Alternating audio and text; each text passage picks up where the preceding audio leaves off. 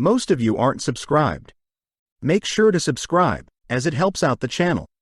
Without further ado, kicking off the series, we see our MC, Makoto, narrating his normal life, waking up and having breakfast with the family, heading to school and attending archery practice after school, only to head home, have dinner, shower and read his father's newly released book. But when he closes his eyes, he is suddenly suspended in space, greeted by a glowing orb, which asks Makoto if he knows who they are. When Makoto shows off his confusion, the orb reveals that it is a god, and that Makoto will be reincarnated to another world immediately. When Makoto refuses, the orb reveals its true form, Tsukuyomi, a god tasked with choosing a hero and sending the hero to save a world. As Makoto asks more and more questions, Tsukuyomi realizes that Makoto hasn't been told about his lineage. Tsukuyomi reveals that Makoto's parents are both from other worlds, which surprisingly makes sense, as Makoto has never met any relatives.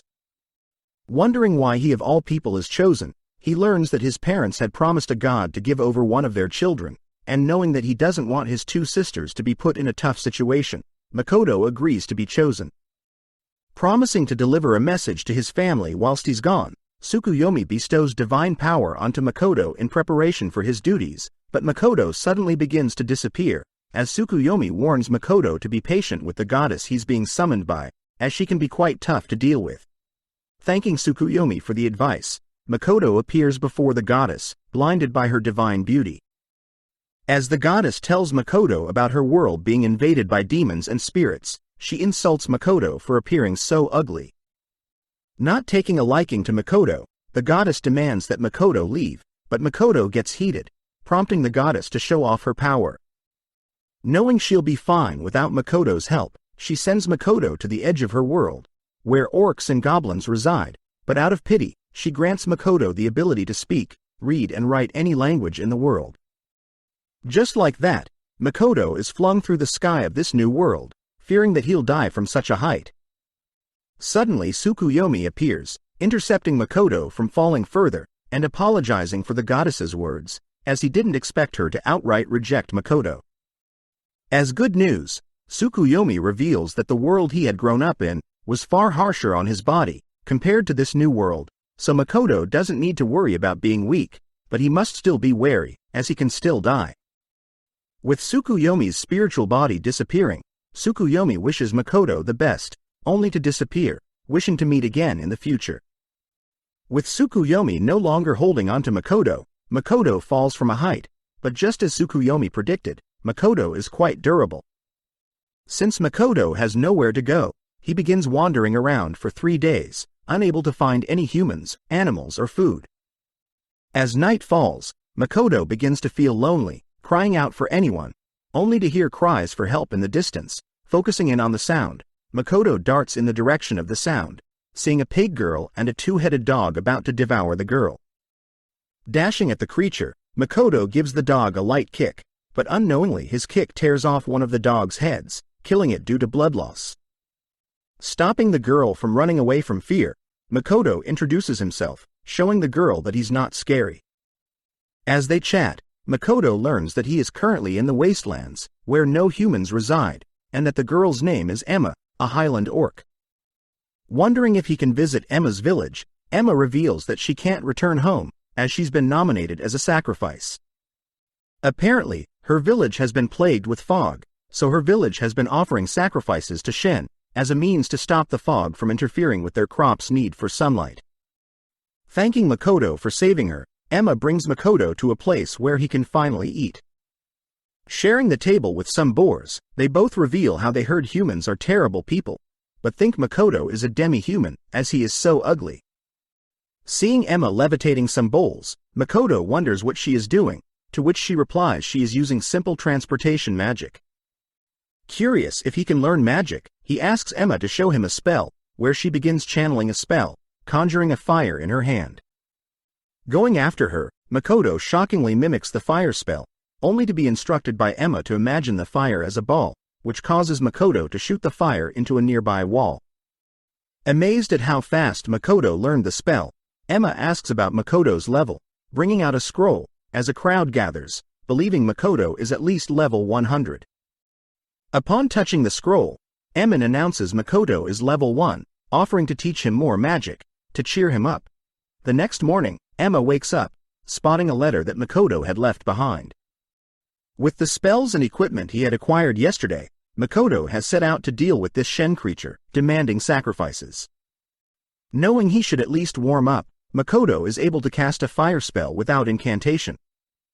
On top of that, by reshaping the spell in his head, Makoto is able to create a bow and arrow, firing off a single arrow that hits a target, exploding upon impact.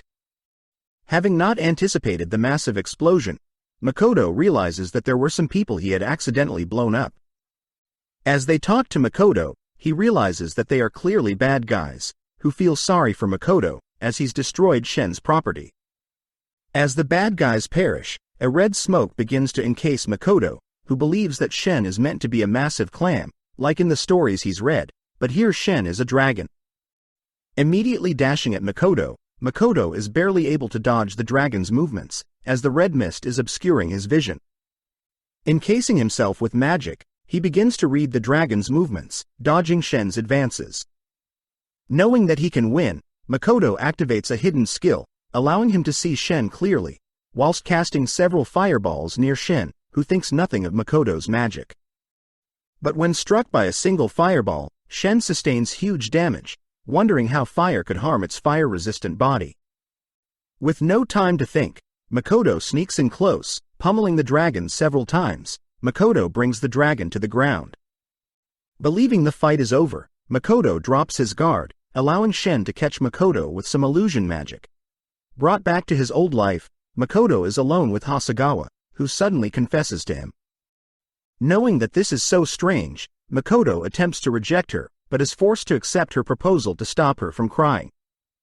After the confession is done, Makoto reveals that he knows this is all an illusion, as he reveals his hidden skill. Makoto can create a zone around himself, which allows him to manipulate the space, however he pleases. This means he can also enhance his body, whilst in the zone. Thanking Shen for making him stronger, Makoto breaks out of Shen's illusion spell, but realizes that Shen is no longer hostile. Apologizing for attacking Makoto, Shen asks that he form a contract with it, offering to be Makoto's companion, and in exchange Shen wants to see Makoto's memories from another world. Seeing as there is no downside, Makoto agrees, which triggers the pact ceremony. With both Shen and Makoto glowing, Shen realizes that Makoto is too powerful, forming a 80-20 pact in Makoto's favor. Out of nowhere, Shen suddenly transforms into a gorgeous woman. Now in front of the newly transformed Shen, Makoto is kinda sad, as he wanted to soar through the sky, with Shen's dragon form, as it makes travel way faster. Shen reveals that since the pact between them is 80-20, in Makoto's favor, the weaker one normally is forced to take the form of the more dominant one, hence why Shen is now a human. Either way, Shen is fine with being a human, as whilst she had trapped Makoto in her illusion, she had taken a liking to Makoto's memories involving samurais from the Edo period. Realizing that Shen has taken a liking to his historical dramas in his memory, Makoto asks that Shen at least change her outfit, but Shen has no problem with Makoto admiring her beauty. Changing topics, Shen gets serious, creating a gate and revealing that she is in charge of a demi-plane in space, housing different demi-humans. Skeptical at first, Makoto soon realizes that this mysterious plane is massive, wanting to know more about this place. Shen thinks for a bit, but realizes this place was supposed to be a space of complete darkness, but has somehow changed since last checking. Approaching a persimmon tree, Makoto and Shen munch on some delectable fruit, all whilst Makoto spots several plants that he recognizes. Activating his skill, Makoto expands his zone, scanning the area in the zone, only to realize that this place is huge. Wondering about the endpoints of this demi-plane, Makoto learns that things can only enter and exit this area through Shen's mist, so the gods may be unable to directly interfere with this demi-plane. Wondering if they could create a village in this town, Makoto asks Shen if she was terrorizing the Highland orcs, learning that she had nothing to do with it. Knowing that they should clear things up, they head out of Shen's mist, only to spot Emma frantically running towards them. Barely with any breath, she asks Makoto not to fight Shen, but Shen butts in, introducing herself. Teasing Makoto for attacking a woman, Shen surprises Emma, who wonders why the invincible dragon Shen is a human. Filling Emma in on their battle, Shen states that Makoto and her have formed a pact, where Makoto is the dominant partner. As some proof, Shen passes Emma some of her scales that fell off during her battle with Makoto, but when Emma still doesn't believe her, Shen releases her dragon aura, scaring Emma to sleep. As the three return to Emma's village, we see all the villagers dancing and celebrating the good news. As Emma serves Makoto some food, he asks for Shen's whereabouts, learning that she must have gotten too drunk and is fast asleep. Showing her gratitude, Emma officially thanks Makoto for clearing up the misunderstanding with the sacrifices, but also saving her life. Shy about compliments, Makoto states that it was actually Emma that taught him about magic, and that Emma shouldn't feel indebted to him. Zooming out, we see Shen and an orc villager watching Makoto and Emma chat, with Shen noting how strange Makoto is, revealing that he had saved this village, avenging all those that were sacrificed before Emma, without a reason. Wanting to thank Makoto himself, the villager is offered by Shen to come stay in her demi-plane. The next day, Makoto sees every single orc in the village packed up and ready to move to Shen's demi-plane. Demanding to know what Shen did overnight, Shen reveals that it was because of their contract that magically gave life to her demi-plane. Plus, quality of life should be far greater than here in the wastelands, as the water, air and environment is high quality. Worried about the possible creatures that may attack the orcs, Makoto turns to see a mini Shen, wondering if she is Shen's child. Insulted, Shen reveals that the little Shen is a fragment of her true body, which Makoto notes is crazy, as she should tell him what abilities she has. Checking a final time if all the villagers want to live in Shen's demi-plane, Makoto begins thinking of how to transport all of them, but within seconds, Shen absorbs all the villagers into her demi-plane, using her mist, shocking Makoto. With the orcs immediately getting to work, gathering materials to build their new town, we cut to Makoto juggling water, darkness, fire, earth and thunder spells in his palm. Knowing that water is his strongest affinity, Makoto notes how by focusing on one element, he can cast multiple water spells at once. At the same time, Shen begins fangirling over the dramas she's watched through Shen's memories, demanding to watch more, but Makoto rejects her, asking why he is the master of her demi-plane. Shen states that since he is her master, he is also the master of her belongings, including the demi-plane. Annoyed, Makoto forbids Shen accessing any more of her memories, which she reveals she has already recorded most of his memories, but wants to spend more time with her master.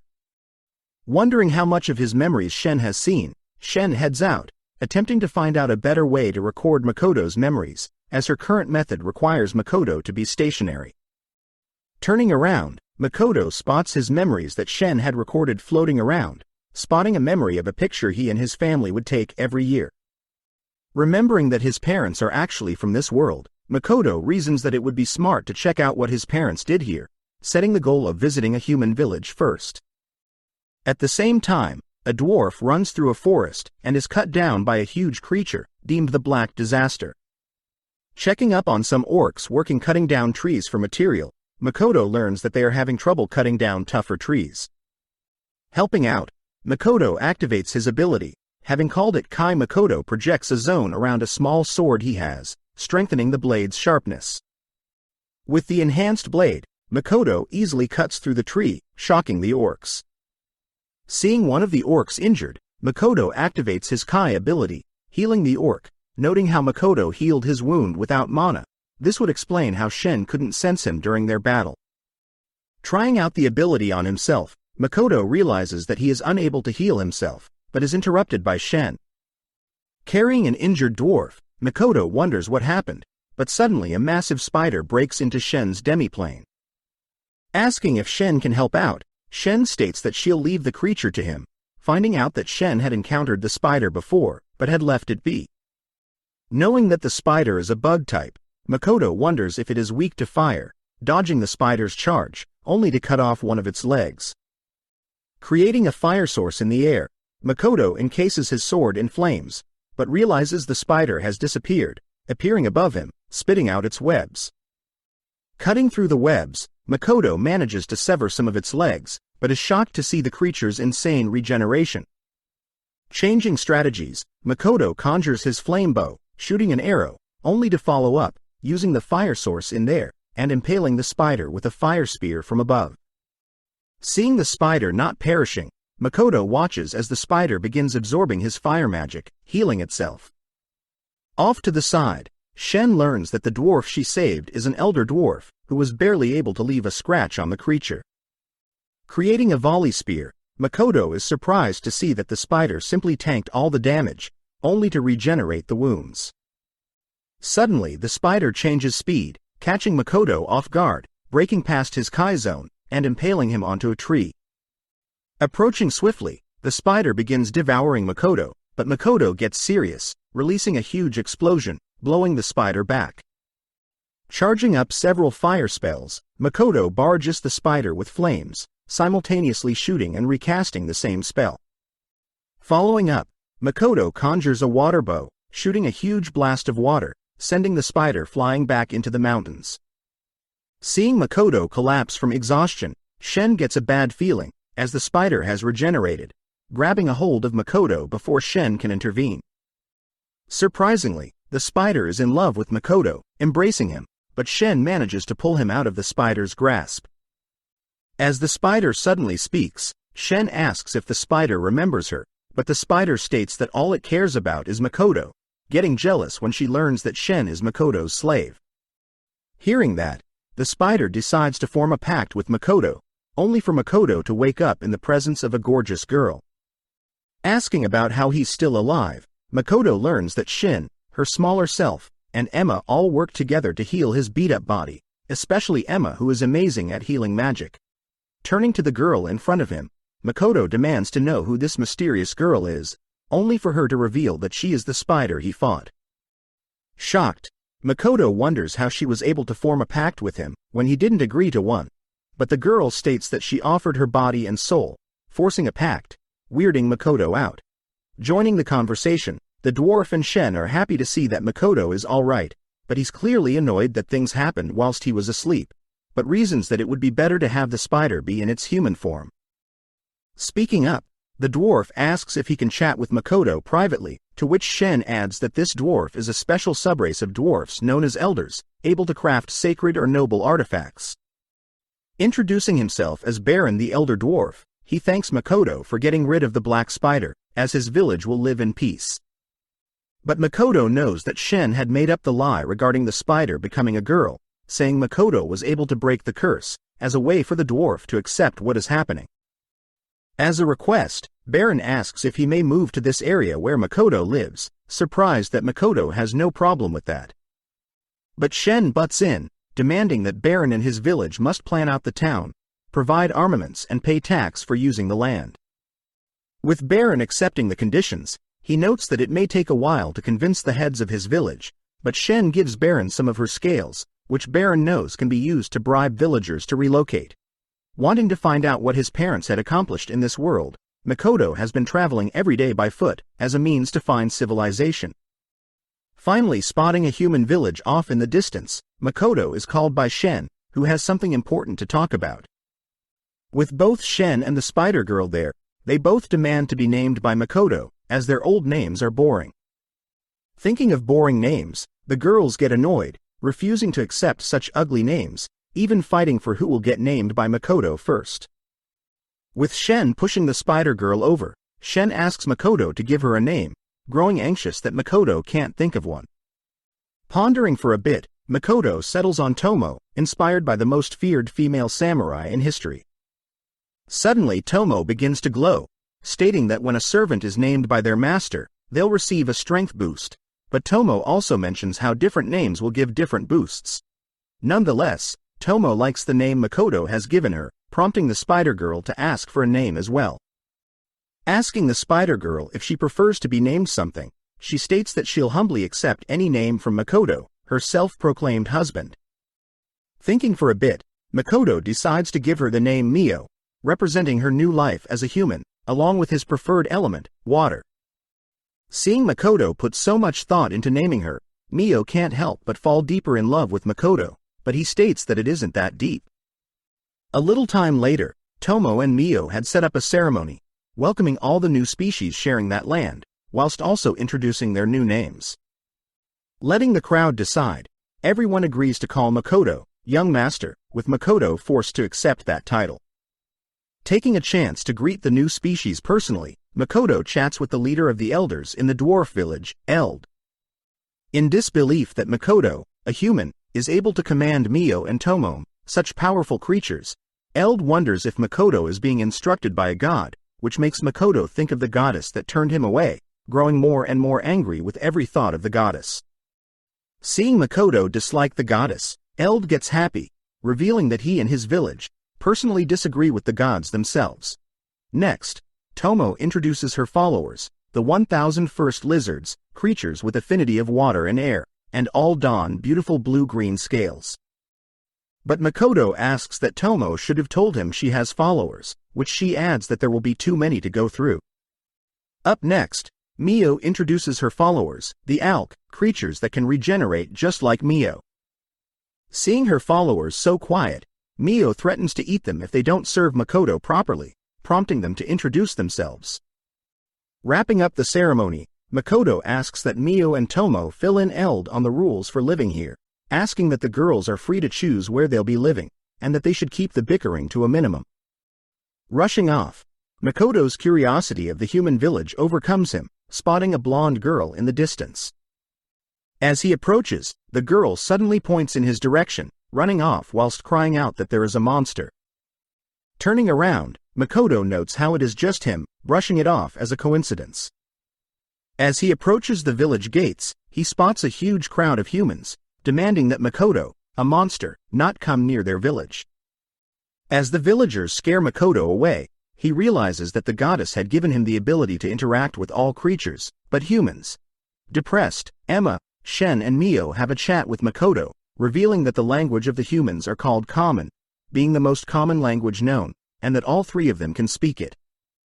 Cheering Makoto up, the girls state that Makoto's appearance is the issue, which Makoto doesn't appreciate, as he knows he's not the best looking. Clearing things up, the girl states that it's not his looks, but his mana that is the issue, as it's pouring out of him, making him appear as if he were a creature with the strength of 5 demon lords combined. Trying to suppress his mana, Makoto only manages to remove a little bit, switching up plans, as he'll first have to learn the common language, but also get a mask, as the humans already know what he looks like. With 1 week passing, Makoto is finally able to read and write the common language. The week after, Makoto is gifted a ring by the dwarves, meant to drain a creature's mana until death, but upon putting it on, the ring breaks, being too weak for Makoto. A month passes, and Ms. is helping Makoto with pronunciation, but Makoto notes how magically writing what he needs may be more useful. Interrupted, the dwarves show Makoto their new ring, Dropnir, able to not only absorb, but compress his mana, glowing red when it's reached its limit and should be removed. Ready to head to the village, they use the excuse of transferring goods as merchants to get into the village, but at the same time, a mysterious girl looks over them. Passing through the market area, they eventually wound up visiting the Zetsuya Adventures Guild, but get suspicious looks from the receptionist. Luckily, Mio and Tomo convince the receptionist otherwise, allowing Makoto to write out his speech without suspicion.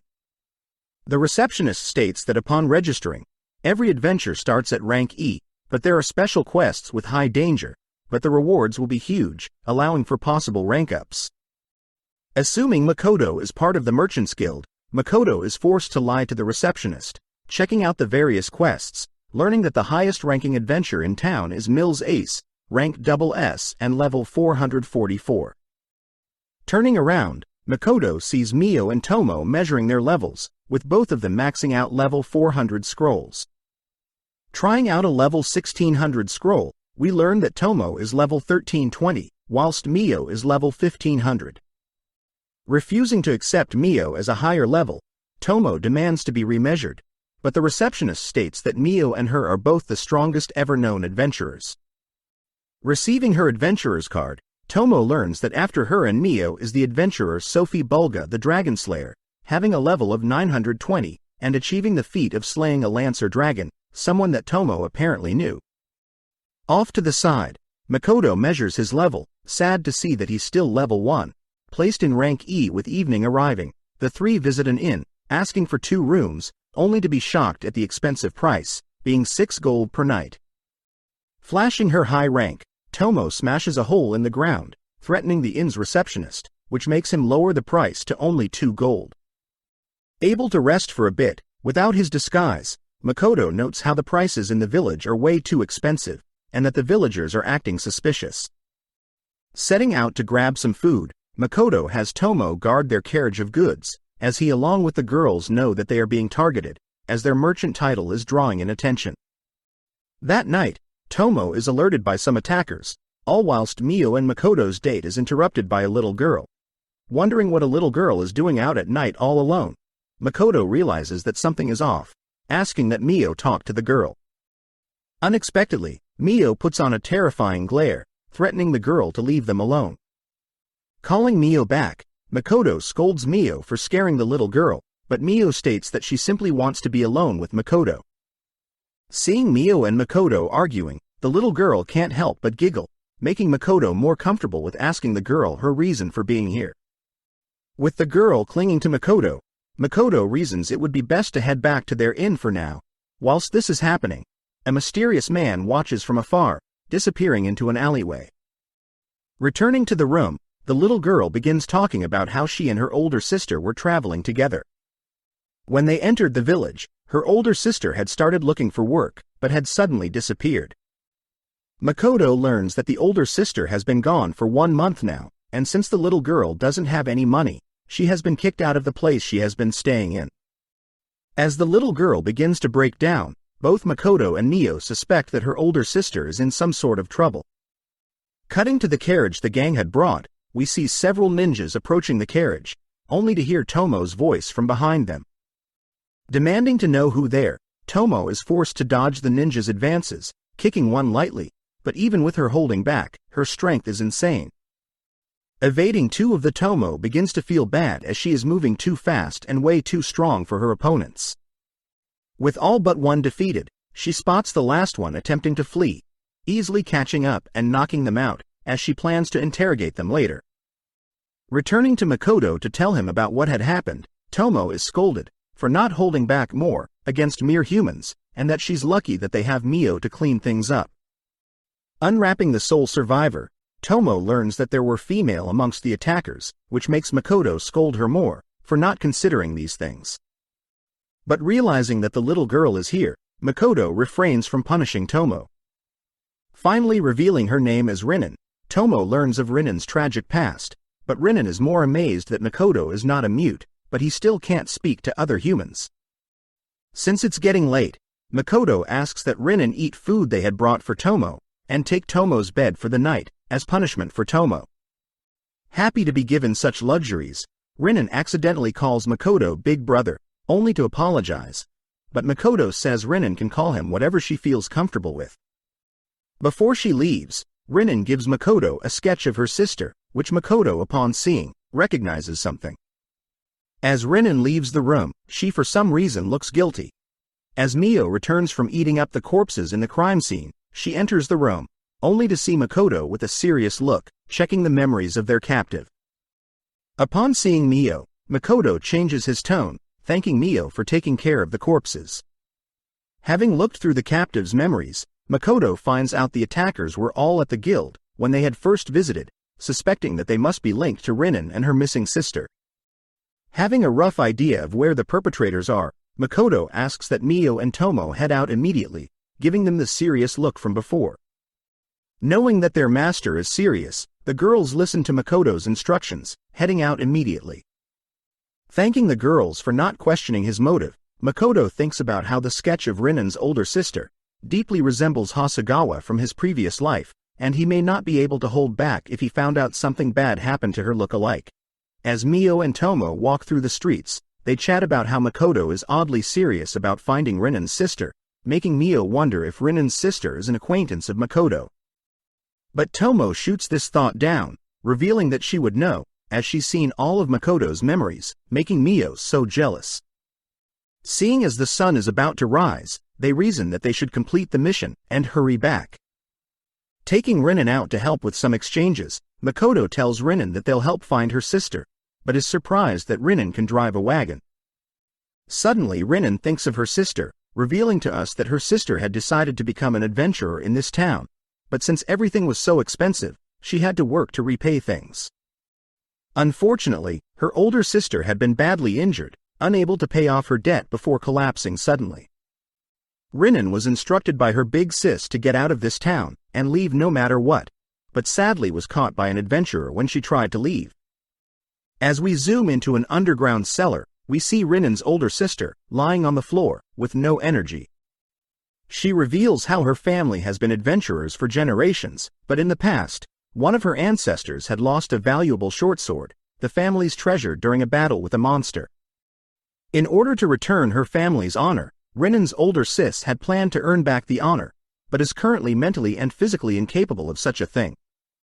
As Rinin's sis hears some talking, she looks up to see Mio and Tomo, who reason that she must have been used in some human magic experiments. With Mio healing Rinin's sis, they leave the room, having to melt away the wall to bypass the locked door. As the three walk down the hallway of their location, they are stopped by Mills Ace, the strongest adventurer. Back with Makoto, he and Rinin have just finished up their errands, but Rinin looks more and more freaked out, even screaming out of nowhere. Having returned to the inn, Rinin suddenly runs off, but Makoto allows her to leave, knowing that others are ordering her around. Activating his Kai ability, Makoto tracks Rinin's whereabouts, seeing Rinin talking to a man.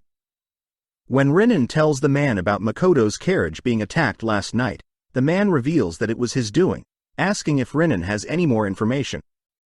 Rinin states that the fruits that Makoto brought from his village sold for a lot of money, prompting the man to order Rinin to steal the money as a means to pay off her and her sister's debt. As Rinin leaves to steal Makoto's money, Makoto thinks about how corrupt this village is. Cutting to the girls, we learn that Rinin's sister's name is Toa, and Mills was the one that had her locked up. On top of that, Mills is the mastermind behind this corrupt town, having the man that just spoke with Rinin and his lackeys do the dirty work, whilst he swoops in and plays the fake hero. One of Mills' men suddenly realizes that Mio and Tomo are the new adventures over level 1000, but Mills accused them of faking their levels. Additionally, Mills talks about a mysterious creature with outrageous mana visiting their town not recently, threatening to have Mio and Tomo face that creature, but Mio and Tomo know that the creature they are talking about is Makoto. With a smug look, Mills offers Mio and Tomo a job in his corrupt faction, but the girls decline. Wondering why the girls would turn down such a thing, Mills insults Makoto, but this triggers the girls, as they both throw a single punch in Mills' direction, but Mills reveals an almighty shield, the clay Aegis, nullifying the girls' punches. Cutting to Rinin, we see her guilty of lying to Makoto, wondering if she should even steal from Makoto. Back with girls, we see them now fired up. Tomo takes the first strike, easily blasting through the clay Aegis, blowing Mills' men away, along with landing a direct hit on Mills. As Mio walks after Tomo's decimation, she stops in front of Mills, slapping him silly, before carrying on. Tomo is then seen walking up on the man that has been manipulating Rinin, trapping him in her illusion, only for the two to blow open the building, sending Mills flying away for good. As Tomo and Mio fight over who had slaughtered more people, we see Rinin finally reunited with Toa, who Makoto notes is an exact copy of Hasegawa, except for the hair color. As Rinin and Toa take a nap, Makoto ties up Mio and Tomo, flinging them out of the town with his bow, as punishment for destroying the village and losing control. With the village all destroyed, the gang, along with Rinin, Toa and some other captives by Mills, all decide to head to the village, Sieg. Arriving at the closest adventurers guild, one of the men that tagged along tells the receptionist about how their previous village was decimated by mysterious monsters. Whilst this happens, Makoto thinks about how Tomo had used some of her mind manipulation magic on everyone except Rinin, and Toa's memory in the previous village had been altered to believe monsters destroyed their village. With the receptionist wondering if the monsters still exist, she's introduced to Mio and Tomo, who she doesn't believe is actually over level 1000. Makoto states that they've already registered with the previous guild, but the receptionist says their data must have been lost when the village was decimated, and they'll have to re-register. Hearing this, Makoto speaks with Tomo privately, who is worried Makoto is still angry about her fighting with Mio. Instead, Makoto tells her about knight errantry, a samurai who trained and honed their skills until a deadly degree. Hearing this, Tomo wonders if she was like that samurai, she'll not only surpass Mio, but also gain the praise of Makoto. Making up her mind, Tomo asks that she begin training on her own, which Makoto allows, having expected her to take the bait. As Tomo runs off to train, Mio thinks about how she will be able to spend time with Makoto, but we zoom out to see that the others are along for the ride. As the gang continue their travels, to Sieg, by carriage through a forest, Rinen notices Mio mad at first, but is able to cheer Mio up, by complimenting her and Makoto's relationship.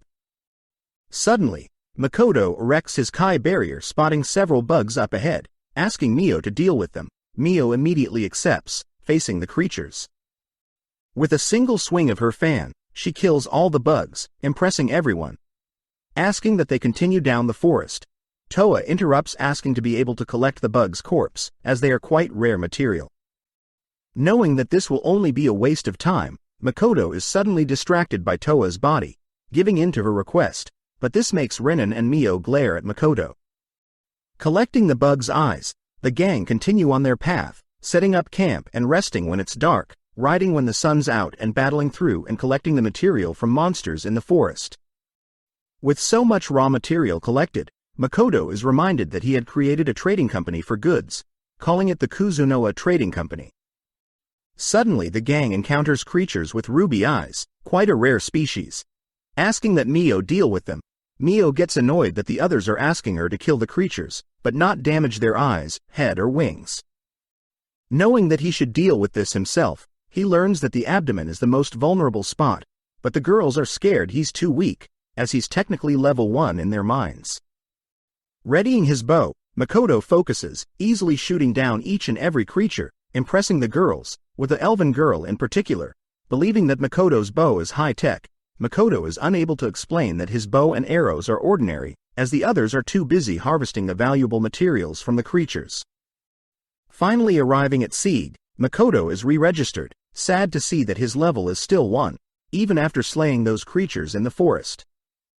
With Makoto asking that Mio wait for Tomo to have them both re-register at the same time, Makoto visits the quest board, spotting only rank A and B quests, looking at a special quest by the Rembrandt Trading Company in particular.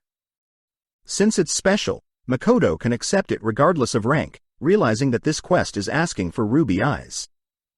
Suddenly Toa interrupts Makoto, telling him about her rank up during their adventure, pleasing Makoto, as he asks that they split the goods they acquired.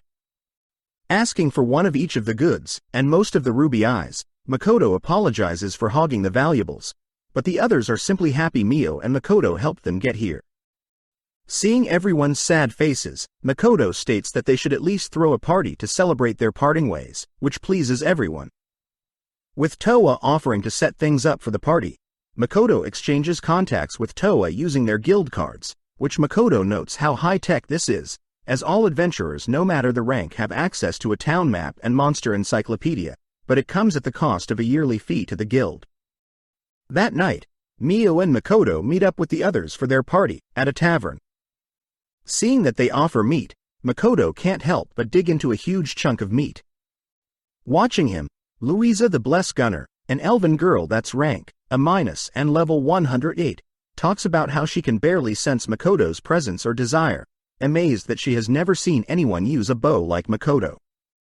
Next, Mio glares at Hazel, who is an alchemy master who's rank B+ and level 114, learning that Makoto plans to use the ruby eyes he acquired from their trip for a special quest he found earlier. Next is Renina, who's a dwarven priest knight, rank B+ and level 122. Quite drunk, Renina challenges Makoto to an arm wrestling contest, but is surprised when she's defeated by Makoto. Finally, Toa is revealed to be a dark thief, with rank A and a level of 125. As the party comes to an end, Toa asks more about Makoto's special quest, but upon hearing it's from the Rembrandt Trading Company, she warns Makoto about some rumors she's heard regarding them. As the two make their way back to the room they will be sharing, Makoto asks that Mio go on ahead, as he plans to grab the goods for the special quest, being warned by Toa that people that accept Rembrandt Trading Company's quest usually have bad things happen to them. Since Tomo is nowhere to be found, Mio gets antsy wondering if he and Makoto will get to share a bed, but when Makoto arrives, he simply sleeps in his own bed, making Mio regret not destroying one of their 2 beds. The next day, Mio and Makoto head back to the demi-plane, which Makoto is proud to announce that he's able to create the mist needed to enter and leave whenever he wants.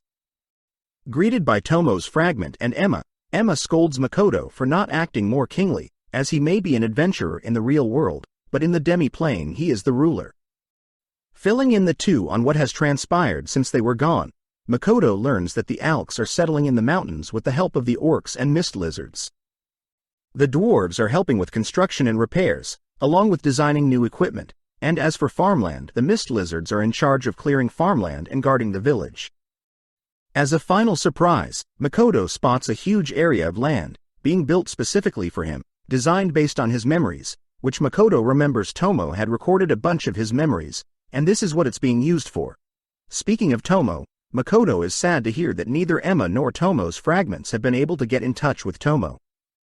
Suddenly, Eld appears, showing off his new boots invention, allowing him to walk and keep up with the younger dwarves, but more importantly asks to show Makoto something. Unveiling his new leather, scaled and full-plater armors, Eld asks that Makoto equip one of them, but are all disheartened when Makoto refuses to wear any of them, as they are too heavy-duty and flashy.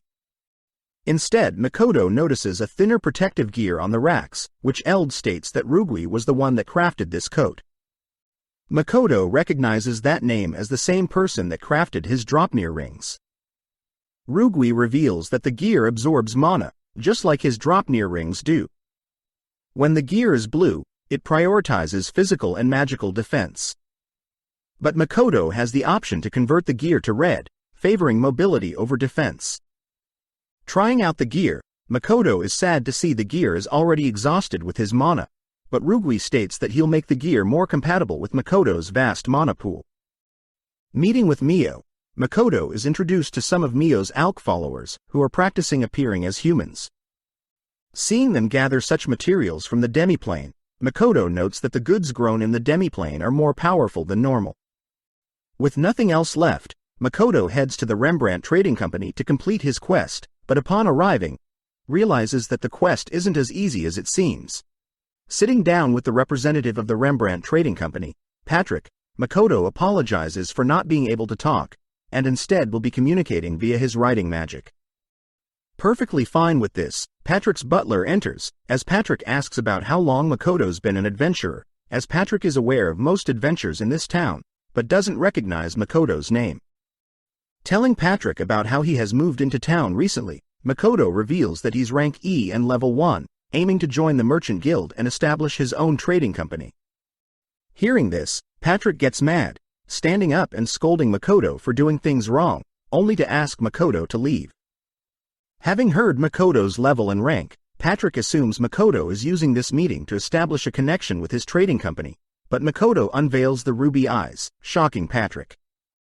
Instantly apologizing, Patrick notes the rare and well-kept ruby eyes, which prompts Makoto to ask why Patrick needs them. As an apology for his rudeness, Patrick reveals that he needs the ruby eyes to produce a special kind of medicine, ambrosia, that can cure most curses. Apparently, Patrick's wife and daughter had been afflicted by a curse disease, a type of curse caused by a witch doctor's ritual. Patrick was able to capture the witch doctor, but they were only able to find out that it was a B-rank curse before the witch doctor had died. Wanting to help, Makoto asked that he be present when the medicine is made, as he personally knows an alchemy meister that'll speed up the creation process, and since it takes 2 eyes to cure one person, Makoto gifts all of his eyes, bringing Patrick and his butler, Morris, along with everyone to tears. Seeing every butler and maid act like family around Patrick, Makoto realizes he should give them some space, as Patrick gives him a receipt along with the time in which the medicine will be made. Heading to join the Merchant Guild, Makoto learns from the receptionist that there is a test to joining that can be taken anytime, involving a written test based of a guild manual, and upon completing the written part, Makoto will be required to take the physical test, asked to supply random goods such as empty bottles or even wolf fangs. If he passes both, he'll have to deposit a huge sum of money as proof of economic strength, but if he fails, he'll have to wait half a year before taking it again. Asking to buy the manual, the receptionist recommends just borrowing someone else's as it is quite expensive, but Makoto reasons a personal copy would be best. Having a look at the manual, Makoto gets surprised, making the receptionist feel bad, as she knows the test is hard. Surprisingly, Makoto asks to sit the test immediately, shocking the receptionist. Brought to a room, Makoto notes how he has memorized most things already. As this happens, the examiner enters, taking Makoto's manual, whilst handing him his test and starting a timer.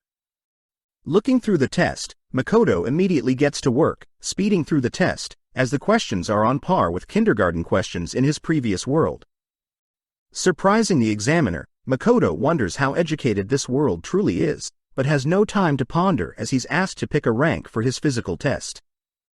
Unfortunately, picking rank A, Makoto is asked to retrieve 4 highly rare items, or items on par with their values. Unfortunately, Makoto must be at least level 50 to take on rank A quest, meaning Toa, the elf, the dwarf and the chemist he came to town with are actually quite strong, as they are all level 100 and above.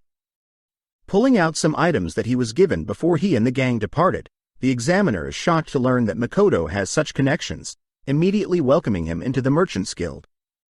Congratulating Makoto, the receptionist asks Makoto to return tomorrow to pick up his guild's card, sending him on his way. In the meantime, we cut to Tomo, who is seen training hard to become a knight-errantry, slaying countless creatures, even bringing a crab back to the demi-plane. With all the town's folks helping to boil the crab, Tomo slices up the crab, only to devour the plump meat with the villagers. Suddenly, Tomo gets word that Mio is looking through Makoto's memories. Scared that Mio will see the historical dramas she hasn't seen yet, and eat them, Tomo rushes back to Makoto's house. Upon entering, is welcomed by Emma, who had fed Tomo false information about Mio, knowing that Tomo will show up. Instead, Mio is translating Makoto's memories, which was Tomo's job before she disappeared, and as a threat, Emma states that she won't tell Makoto that Tomo had returned to the demi-plane, as long as she does her job. As Emma leaves, Tomo commends Emma's craftiness, as she thinks of ways to procrastinate. As Tomo and Mio catch up, Mio asks that Tomo stop distracting her, and that Tomo should report to Makoto on her return. Cutting to Makoto, we see him entering a bar, unsure what to order as a drink, and blindly ordering one. As he waits, he hears other adventurers talk about how a powerful game crab had scared away red bee swarms from a nearby forest. Unsure what creatures they are talking about, Makoto is finally served a yellow drink, wondering if it could be lemon. But all whilst this is happening, 2 people watch him. Taking a sip, Makoto is sad to learn the drink is banana-flavored, and not even that strong in flavor, which makes him miss the demi-plane's fruit. Following Tomo's fragment, she is seen sneaking some fruit, only for Makoto to appear through some mist, teasing her for stealing. As they both munch on some fruit, Makoto learns that the weather in the demi-plane has been all over the place, reducing the amount of fruit produced. Wondering what the cause could be, Makoto asks about the illusionary city he's asked his followers to work on, but Tomo's fragment admits that she doesn't know what Makoto is asking for regarding the illusionary city. Happy to explain, Makoto states that selling fruit and equipment to the outside world may not work well, as people may not value the items, or there could be conflict as people may suspect something, with Makoto always having such powerful items. Instead, Makoto wants to have adventurers wander through a mist and into the demi-plane, gifting these adventurers with some free items, only to send them away. This way, these adventurers will spread the news of this mystery town and the rare items, allowing Makoto to more easily sell and integrate items in the demi-plane into the real world. Suddenly, Makoto is called telepathically by Tomo, who asks Makoto to come to her location, as Mio is going rogue. As Makoto rushes back to his house, he's unsurprised to see Mio demanding Tomo continue recording Tomo's memories. When Tomo refuses, Mio threatens to eat Makoto's memories with historical dramas. Asking to be caught up, Makoto learns that Mio was working on translating his memories, but had seen something in the memories, but couldn't see all of it, demanding Tomo to produce the remaining memory. Stepping in, Makoto tries to break them up, but they simply continue bickering, annoying Makoto. Raising his voice, Makoto calms both of them down. Makoto scolds Tomo for not reporting to him, learning that she had secretly returned and ate crab. Asking Mio about the mess, Mio states that she simply wants to continue viewing certain parts of Makoto's memories, showing him the memories. Shocked, Makoto states that these memories are of anime and cartoon shows he was forced to watch, but approves Mio's request, as he plans to have a long chat with Tomo. Returning to town, Makoto states that he plans to sleep here, as he has to wake up early tomorrow. Seeing Mio and Tomo occupy one bed each, Makoto states that the master should at least have a bed, but Tomo and Mio have other plans, wanting to share a bed with Makoto. Seeing this, Makoto reasons it would be best to just sleep on the chair, as Mio and Tomo have already fallen asleep.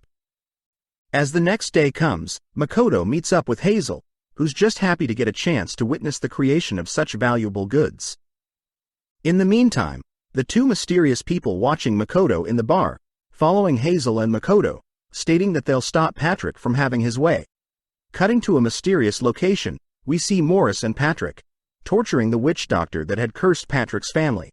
Telling Hazel about how he'll be helping out his special quest involving the Rembrandt Trading Company, Makoto apologizes, realizing that Hazel is afraid he may mess things up and make an enemy of a very influential company. Just then, Patrick and Morris enter, telling the two that all preparations are done. Taken to a lab by Morris, Hazel quickly checks the materials, as he quickly double-checks with Morris, who too knows how to make ambrosia. Apparently special medicinal liquids need to be extracted from the ruby eyes, but apart from that it's a pretty simple process, which Makoto is shocked, expecting it to take several days. Etching a ritual circle into the floor, Hazel begins chanting a spell to enhance his alchemy specialty, but Makoto notes how inefficient this ritual is, as it's taking too long. Using his Kai ability, Makoto secretly speeds up the ritual, allowing them to begin extracting the medicine from the ruby eyes. As they wait, Morris reveals that they would normally extract a similar liquid from the ambrosia flower itself, but it's quite rare, more rarer than ruby eyes, which gives Makoto the idea of hunting these flowers down and selling them for his own trading company. With one dose done, Morris rushes to give it to Patrick, allowing Hazel and Makoto to work on 2 more doses. Seeing Hazel nonchalantly hold the valuable vials, Morris re-enters, scaring Hazel and making him fling the vials. Immediately activating his Kai ability, Makoto saves one, propelling himself to the second one, barely able to save it. Morris apologizes for scaring them, but asks that they come speak with Patrick immediately. Meeting Patrick, they are shocked to see Patrick heavily wounded, revealed to be attacked by his wife when he tried to administer the medicine. Patrick states that this is the first time she's acted like this, which makes Hazel think that the cursed disease must be causing his wife to purposely fight against taking the antidote. Wondering if it's even possible, Hazel states that if it's a level 8 curse and above, it's perfectly reasonable, which only makes Patrick despair further.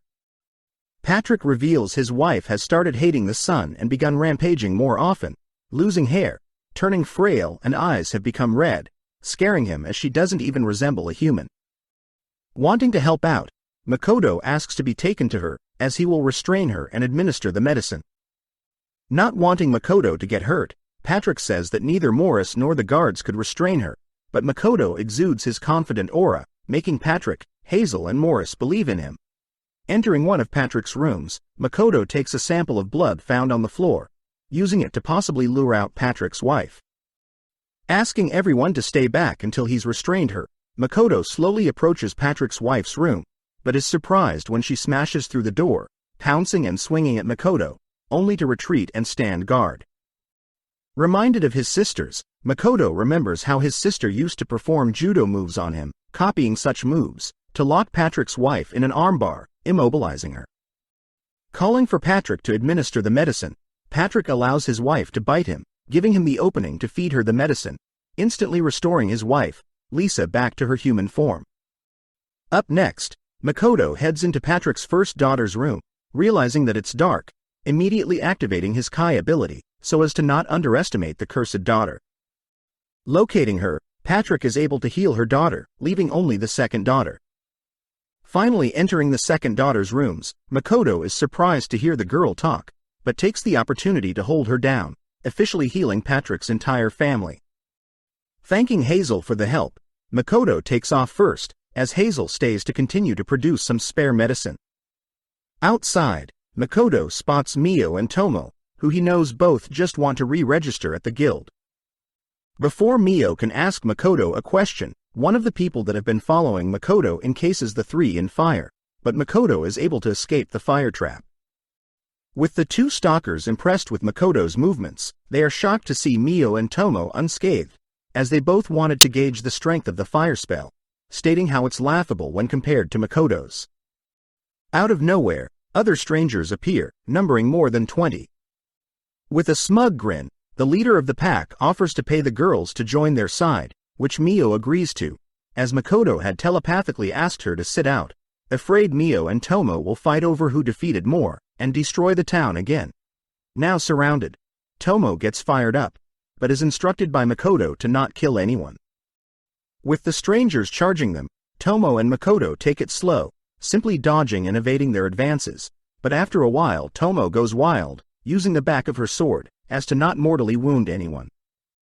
With only the two stalkers left, they realize that they are in trouble, asking Mio for assistance, but Mio glares at them, as she doesn't want to speak to weak people like them. Suddenly one of two begin chanting a teleportation spell, prompting Makoto to rush in, canceling the spell, but also accidentally knocking the person out. With no way out, the final man, Lime Latte, reveals himself as the strongest adventurer in this town, readying his sword, which Tomo notes is a fine sword. With Lime approaching, Tomo easily disarms and destroys Lime's blade, tripping him, only to take her sword out to finish him off. Before she can knock him out, she glances at his memories, seeing children innocently playing in an orphanage, making Tomo stand down for now. Crouching down, Makoto begins asking questions, asking why Lime had placed a killing curse on Patrick's family, but Lime states that he thought the curse was meant to only put them to sleep.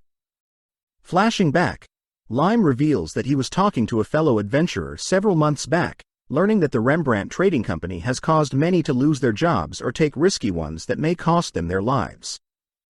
Mentioning how some adventures from an orphanage Lime is aware of, Lime's friend offers a suggestion, which Lime was unaware of, that led to the witch doctor's curse, but he was led to believe the curse was a sleeping curse. Asking Tomo to check his memories, Makoto confirms he's not lying, letting him go. But first Mio takes all of his gold, as payment for sitting out. Several days later, Lime is seen apologizing to Patrick, who out of respect for Makoto allows Lime to go without a heavy punishment. As a way to atone, Lime states that he'll stop being an adventurer. Later that day, Lime is seen sitting under a tree, greeting Tomo, surprised to hear that Tomo knows all about him. With nothing to hide, Lime reveals how he had always been supported by his orphanage, and as a result when he heard that adventurers from his orphanage were dying, he was mindlessly tricked into doing something horrible.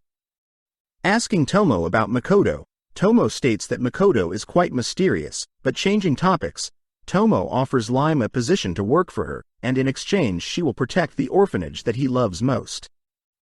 Knowing Tomo is more than capable, he accepts, prompting Tomo to gift him a new sword, a katana, along with a huge lump of gold coins.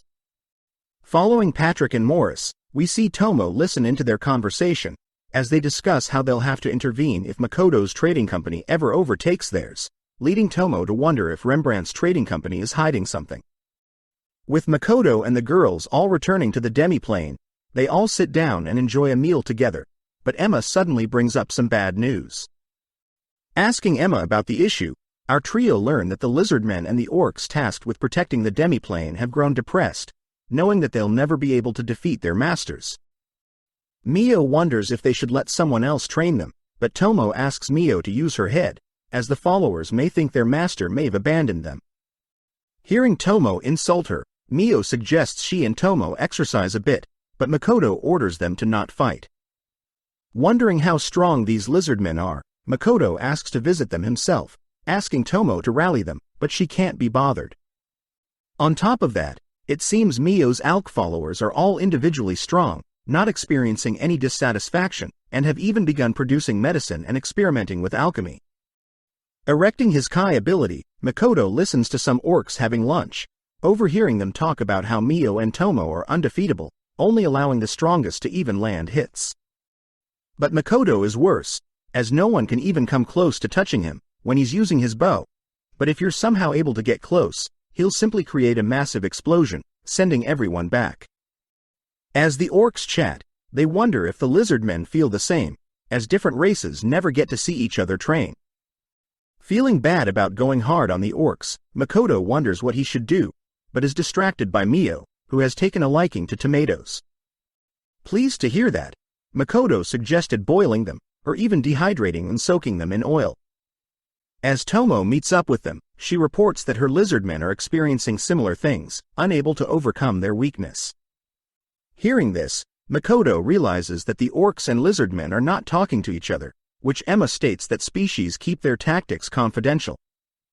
Pondering for a bit, Makoto thinks about what would change if the orcs would use the lizard's fighting style or vice versa.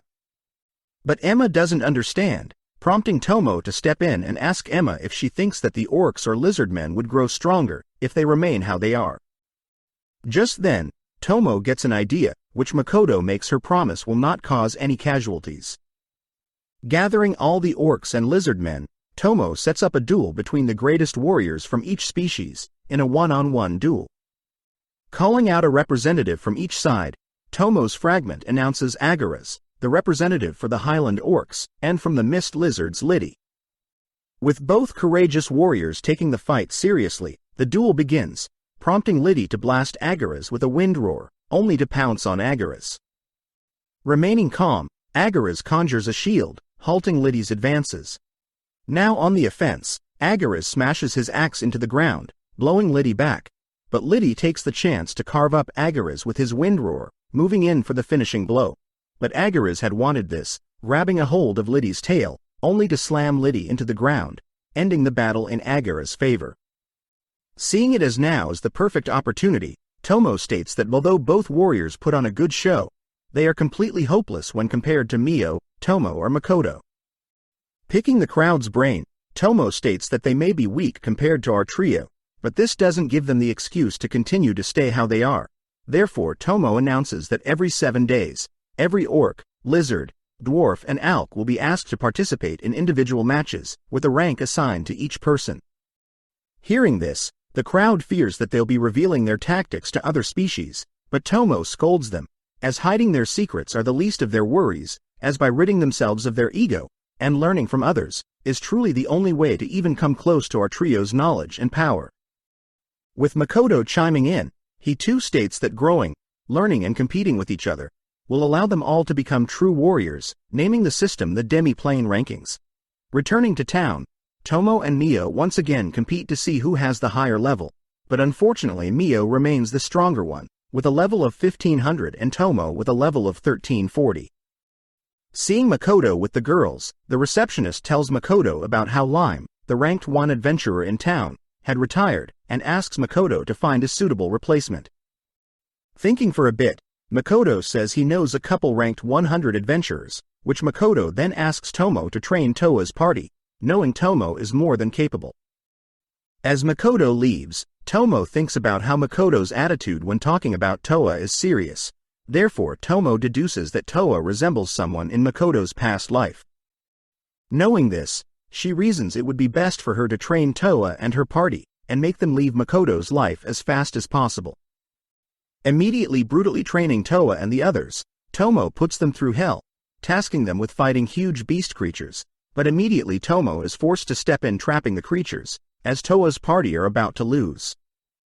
Asking them individually, Tomo demands to know why Louisa, the elven archer and Toa the assassin decided to attack head-on, scolding them for being too reckless simply because they're high level. Next, Tomo questions Hazel on not using his earth and water magic, which surprises everyone, as he's only been able to use healing magic. Seeing as there is no other way, Tomo teaches them a strategy, asking Hazel to lay out a trap for the creatures, and Louisa to reposition herself, to shoot from afar. Releasing the trapped creatures, the party are shocked to see some of the creatures stuck, allowing Louisa to easily snipe them.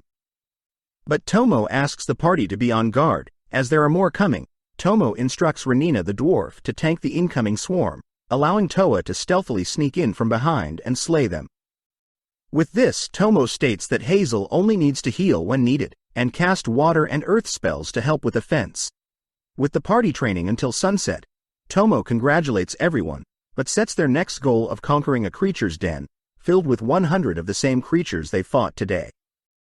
Hearing this, the party states that they're still too weak, but Tomo states that she knows they are able to achieve such a feat, ordering them to rest for today. But tomorrow she expects them to report back to her, succeeding in conquering the creature's den. The next day, Tomo waits at the guild for Toa's party, learning that the den she had assigned is actually quite impossible for Toa's party. The location is known as Death Wish Road, as the location is near the Tinarak forest, where many adventurers have gone missing. Just then, Toa and her members return, completely beat up and having used up all their resources, but they complete Tomo's quest, making a name for themselves in town. Cutting to Makoto, we see him ask Mio if she could hunt down the ambrosia flowers, asking Mio to search the Tinarak forest. Heading to meet with Patrick, Makoto asks if he could borrow some of Patrick's housing space for his own company, which Patrick happily obliges, asking Morris to make space for Makoto. But Patrick fires back a question, having deduced that Makoto is attempting to hide his business from the kingdom. Apparently, Makoto had learned from the receptionist that hiding one's business is quite normal, but it's difficult to get connections.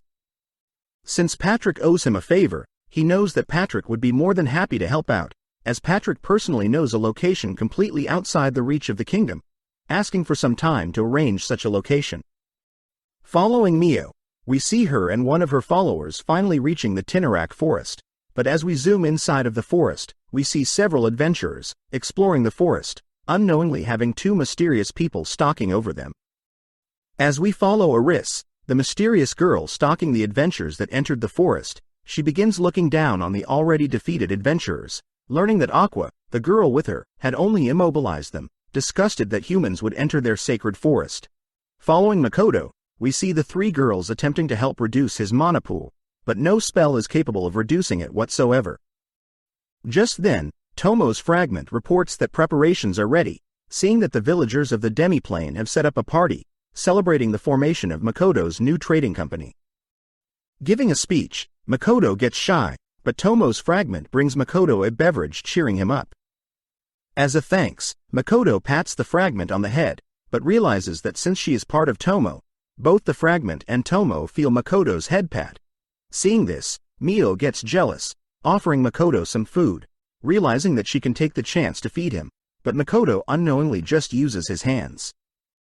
Seeing herself and Mio hogging all of Makoto's attention, Tomo drags Mio away, leaving Makoto to spend time with the villagers that have gathered here today.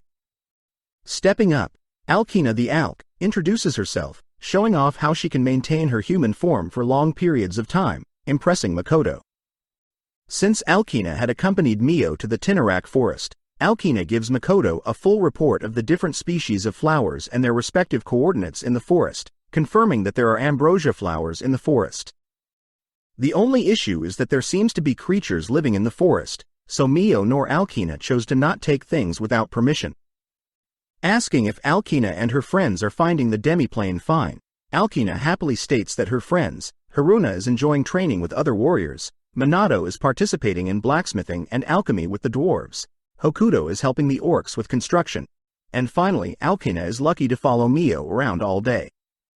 Up next, Makoto talks to Liddy, who reports that he's been studying the other species' tactics, leading him to finally beat Agaras, his orc rival.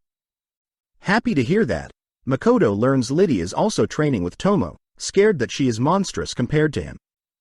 Sitting down with Baron, Baron asks about life in town outside of the demi-plane, finding it funny that Mio and Tomo try to fit in, but stand out due to their outrageous power. Wondering if Baron is getting tired of the demi-plane, Baron corrects Makoto, stating that most of the demi-plane has actually not been explored, therefore there is no reason to leave until then. Plus he gets to serve Makoto to his full abilities whilst here. But Baron does mention how he is curious what humans would consider valuable equipment, which gets Makoto to suggest that Baron be the one to man the shop he's renting in town, knowing that Baron can speak to other humans and learn what is popular. With such a valuable opportunity, Baron is happy to accept the offer. Finally, Makoto chats with the orc that he had healed, who was injured from logging. The orc reports that he'll be the guide, allowing adventurers into their illusionary city, which makes Makoto wish him good luck. Cutting to Mio and Tomo, they sit alone, eating on some skewers. Mio is quite sad, as she isn't able to spend more time with Makoto, but Tomo changes the subject, asking for her findings in the Tinnarak forest. Right before Mio reveals her guesses on the people guarding the forest, Tomo cuts her off, asking that she only report facts to Makoto, suddenly realizing that neither of them can feel Makoto's presence. Within a second, his presence comes back, prompting them to rush in his direction. As we cut over to Makoto, we see him simply training with his bow, shocked to see Tomo and Mio watching him from afar.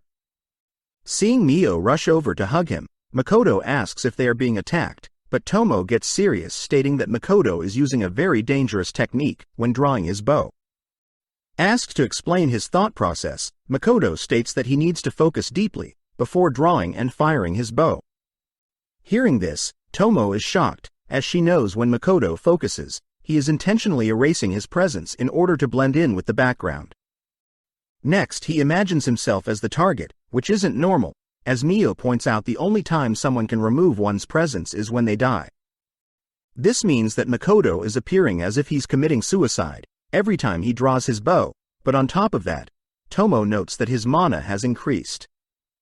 Tomo deduces that every time Makoto severs and reconnects his conscience, he is essentially dying and rebirthing himself, essentially doubling his mana every time. This would explain the increasing range of the demi-plane, but this means the goddess of this world will have him exterminated, as he's approaching the level of a god.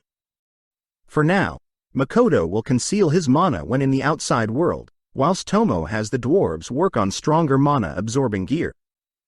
As Makoto calms Mio down, Tomo thinks about how interesting it is that her master is on par with a god. The next day, Makoto walks through town, thinking about how he's now unable to shoot a bow normally, without overthinking. As he wanders around at night, a bag suddenly flung in his direction, moving out of its trajectory, only to spot a demi-human, who he notes looks just like him. Out of nowhere, a blonde woman attempts to seduce Makoto, who realizes he's in the red light district, but before anything happens, Mio and Tomo drag him away. Brought back to their room, Tomo and Mio are pissed, with Mio blocking off all of Makoto's escapes. Both girls begin accusing Makoto of preferring prostitutes over them. Hearing Makoto stuttering, they both force themselves onto Makoto, but Makoto conjures a wall of ice between them, suddenly disappearing. As we cut over to Emma, she runs over to a tree, shocked to see Makoto hung upside down, with his clothes torn apart. Deducing that Mio and Tomo may be the cause of this, Emma changes the topic, telling Makoto that Rugui has finished crafting mana-absorbing gear for him. The next day, Rugui shows off his new mana-absorbing coat, linking several rings to it, to greatly increase the gear's durability. Suddenly Mio appears, asking to speak with Makoto, which he shyly accepts. Chatting privately, Mio apologizes for last night, agreeing to never force herself onto Makoto unless permitted. Changing topics, Makoto announces that he'll be visiting the Tinnarak forest to negotiate the ambrosia flower for his trading company, but Mio states that it'll be a waste of time, and instead she'll just forcibly take it. But when Makoto offers to have only Mio and him visit the forest, she forgets about terrorizing the forest, as she can be alone with Makoto. Now passing through the forest, Makoto and Mio make their way to the ambrosia flowers, with Mio spotting some adventurers following them, casting her web, so they don't interrupt her date with Makoto. As they approach a large field filled with ambrosia, they reason they should ask for permission before plucking them, holding hands as they make their way through the field. Suddenly Makoto and Mio are stopped by Aqua and Aris, pissing Mio off, as these people are interrupting her special time with Makoto. To make things worse, the three adventurers following Makoto and Mio appear as well, which Makoto recognizes one of the adventurers to be the girl from yesterday. Suddenly, Aris and Aqua accuse Makoto, Mio and the adventurers of stealing their land's goods, prompting Aris to suddenly conjure an ice spell, scaring everyone away. As Makoto runs away, we see the blonde girl from yesterday running alongside him, ordering him to protect them. With Aqua personally firing some flame arrows at them, Makoto is able to sense the attack in time, erecting his Kai barrier, and protecting everyone from further harm. Carrying Mio, Makoto runs alongside the adventurers, who demand that Makoto save them. Annoyed, Makoto suddenly hears Tomo's voice, chatting via telepathy. Asking if Tomo knows who the attackers are, Makoto asks if Tomo can help out, but Tomo refuses, jealous that Makoto is on a date with Mio, going as far as to hold her hand. Explaining his situation, Makoto says he'll allow Tomo to pursue katana making and rice farming as hobbies if she helps out, which she immediately agrees. Immediately coming up with an idea, Tomo asks Makoto to create a smokescreen, where Tomo can then create and drag the adventurers into the demiplane via mist, where they'll visit the illusionary city, both protecting them and getting rid of them. Additionally, Tomo suggests Makoto feed her some of her favorite food, as she's currently in a sour mood. Channeling a fireball, Makoto shoots the ground beneath the adventurers, creating a smokescreen to allow them to be taken away by Tomo. Whilst Aqua and Aris are distracted by the friendly fire, Makoto cuts his own hand, feeding his blood to Mio, which Aqua and Aris find creepy, but this is enough to make Mio happy, complimenting the delicious meal she was fed. Having just witnessed something strange, Aris begins casting a powerful ice spell, wanting to end this quickly, but as she slowly channels magic into her wand, Mio intervenes, slowly absorbing the magic, impressing Makoto. Following up, Makoto casts a bright beam of light, using it to distract Aqua and Aris, giving Makoto the opportunity to destroy Aqua and Aris's wand and bow, but to be safe, Mio ties them up. Whilst this is happening, the adventurers are welcomed by Tomo's fragment, having successfully made it to the illusionary city. With Aqua and Aris now bound, Makoto can clear things up, stating that he has no intentions of stealing from this forest, and instead is willing to exchange items of equal value. Hearing this, Aris and Aqua introduce themselves, offering to lead them to their village, where the elder of the village will talk to Makoto. Moving deeper into the forest, Makoto and Mio are taken to the forest ogre village, but Makoto can't help but sense a barrier looming over this village, one that Makoto recognizes. As they walk through the village, Aris states that the barrier helps protect their home, along with the precious ambrosia flowers, but they soon reach the elder's house. Greeted by Nilgistory, the representative of the leaders, Makoto learns that these people in the forest don't consider themselves elves, but claim to be forest ogres, drawing strength from normal means, whereas elves draw strength from spirits. Just then, Nilgistory's son enters Adano, who glares at Makoto only to scold the elders for refusing to accept that they are elves, even though they are descendants of elves. The elders reason that forest ogres create the woods, compared to the elves who depend on them, but Adano states that is irrelevant, mentioning how a dragon barrier is weakening. Turning to Makoto, Adano listens to how Makoto is only a merchant, here to trade goods, but Adano knows that if Makoto is capable of taking down Aqua and Aris, Makoto is more than a merchant. As Adano leaves, Nilgistory apologizes for his son's behavior, asking that Mio and Makoto stay, asking the two more questions. Taken to their room, our duo learn that there will be a feast held for them, as an apology for keeping them here, but first Aqua and Aris want to introduce their master to our duo. Suddenly, a nearby wall is kicked in, allowing Mondo, Aqua and Aris's master to appear. Spotting Makoto, Mondo reaches out to shake Makoto's hand, rubbing Makoto's hand, able to sense something leaking from them. Out of nowhere, Mio kicks Mondo out of the room, stating that she wasn't able to hold Makoto's hand for nearly as long. As Aqua and Aris check up on Mondo, Mondo notes how Mio is very strong, but more importantly, Makoto is concealing a powerful skill. Later that evening, Makoto chats to Mio privately, asking Mio to personally investigate Adano and Mondo, as Makoto has a bad feeling about the two. Happy that she gets to pretend to be a spy, Mio sinks into the floor, but as she sits in a void of darkness, she thinks about how Makoto is becoming more and more impatient every day. As Mondo walks through the forest, Mio is seen watching him from the trees, noting how Mondo has fully recovered from before, but most importantly, Mio suspects Mondo is possessed by something, holding herself back from devouring him. At the same time, Mio catches something in her webs she has strung up, listening into a conversation with Adano, and a mysterious person, who is revealed to be a demon. As Mio reports back to Makoto, Makoto asks that Mio and Tomo switch places, as he needs to confirm something. That night, As the feast begins, Makoto looks past the crowd admiring the performers, noticing Mondo and Adano chatting privately. As Mondo gets more and more aggressive, suddenly a mysterious undead appears from Mondo's body. Turning to Adano, the undead absorbs Adano's life force, killing him, whilst also tossing Mondo's unconscious body aside. Seeing this, Makoto slowly approaches the undead, deducing that since the undead most likely has an immortal body, it must be a lich, which the undead confirms. Sadly, since Makoto knows its secret, the lich begins channeling a potent spell, stating that if Makoto evades his spell, the whole forest will be destroyed. Hearing this, Makoto takes the spell head-on, revealing that any spell that affects his status is immediately neutralized, as he mimics Mio's spell from earlier, consuming the lich's magic before it can cast its spell. On top of that, Makoto strips the magic surrounding the lich, leaving only its skeletal body, too weak to even stand. As a crowd forms, Tomo finally arrives, helping Makoto send the lich to the demiplane, so Makoto can talk to it later. At the same time, the elders of the forest thank Makoto, revealing that they had planned to assassinate Makoto during the feast, but before they can continue, Tomo butts in, greeting Nilgi's story.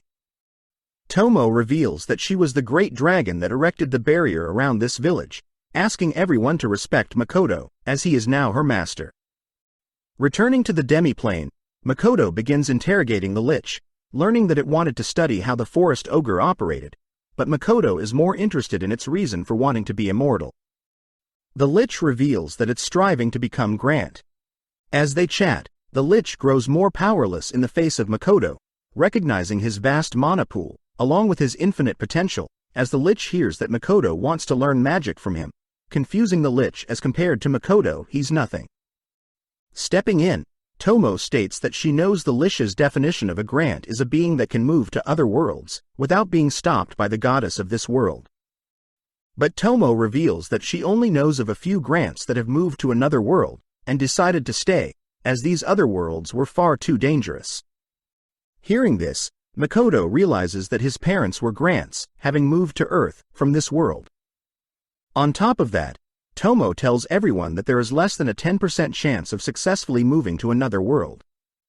Hearing this, the lich begins to despair, as there is almost no chance that he can become a Grant and visit another world. Seeing this, Tomo suggests that the lich becomes Makoto's servant, which Makoto agrees, offering to form a pact. Cutting to the adventurers, we see the three staying at a room assigned for them, humiliated as they don't want to accept equipment from monsters, but instead want to steal the valuable equipment. Back with Makoto, he is seen successfully forming a pact with the lich. Everyone is amazed to see that the pact has returned the lich back to its human form, a handsome red-haired man. With the lich marking the third servant for Makoto, the girls begin trying to boss the lich around, but suddenly Tomo is struck by a powerful force, falling to the ground, as she apologizes for making a mistake, bleeding from the head.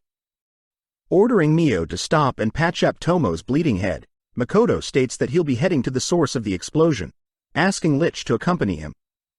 As the two rush through a forest, towards the village, Lich collapses, apologizing for being dead weight, as he's not used to this body.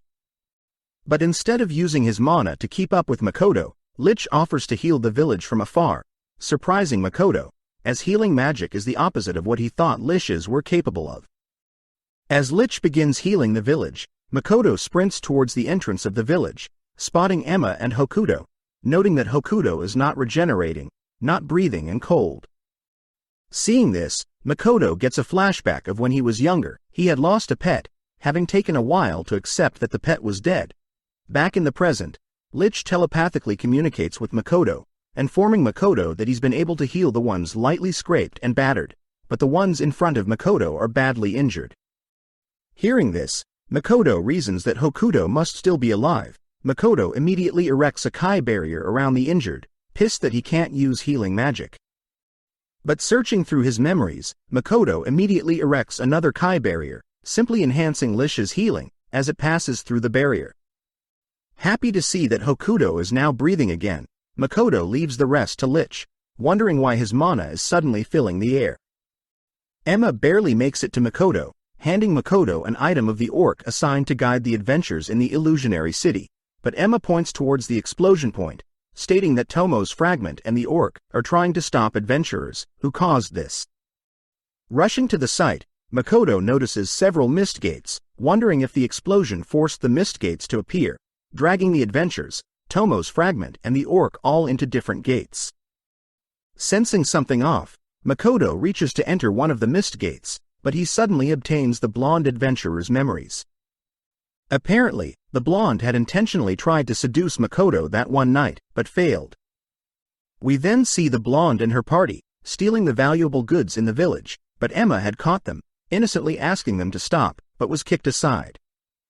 Next, Hokuto and the orc attempted to warn the adventurers that the items were too dangerous and need to be disposed of, but they wouldn't listen, leading the blonde to toss a bag containing one of Makoto's mana-filled rings, but unknowingly, this caused the ring to explode.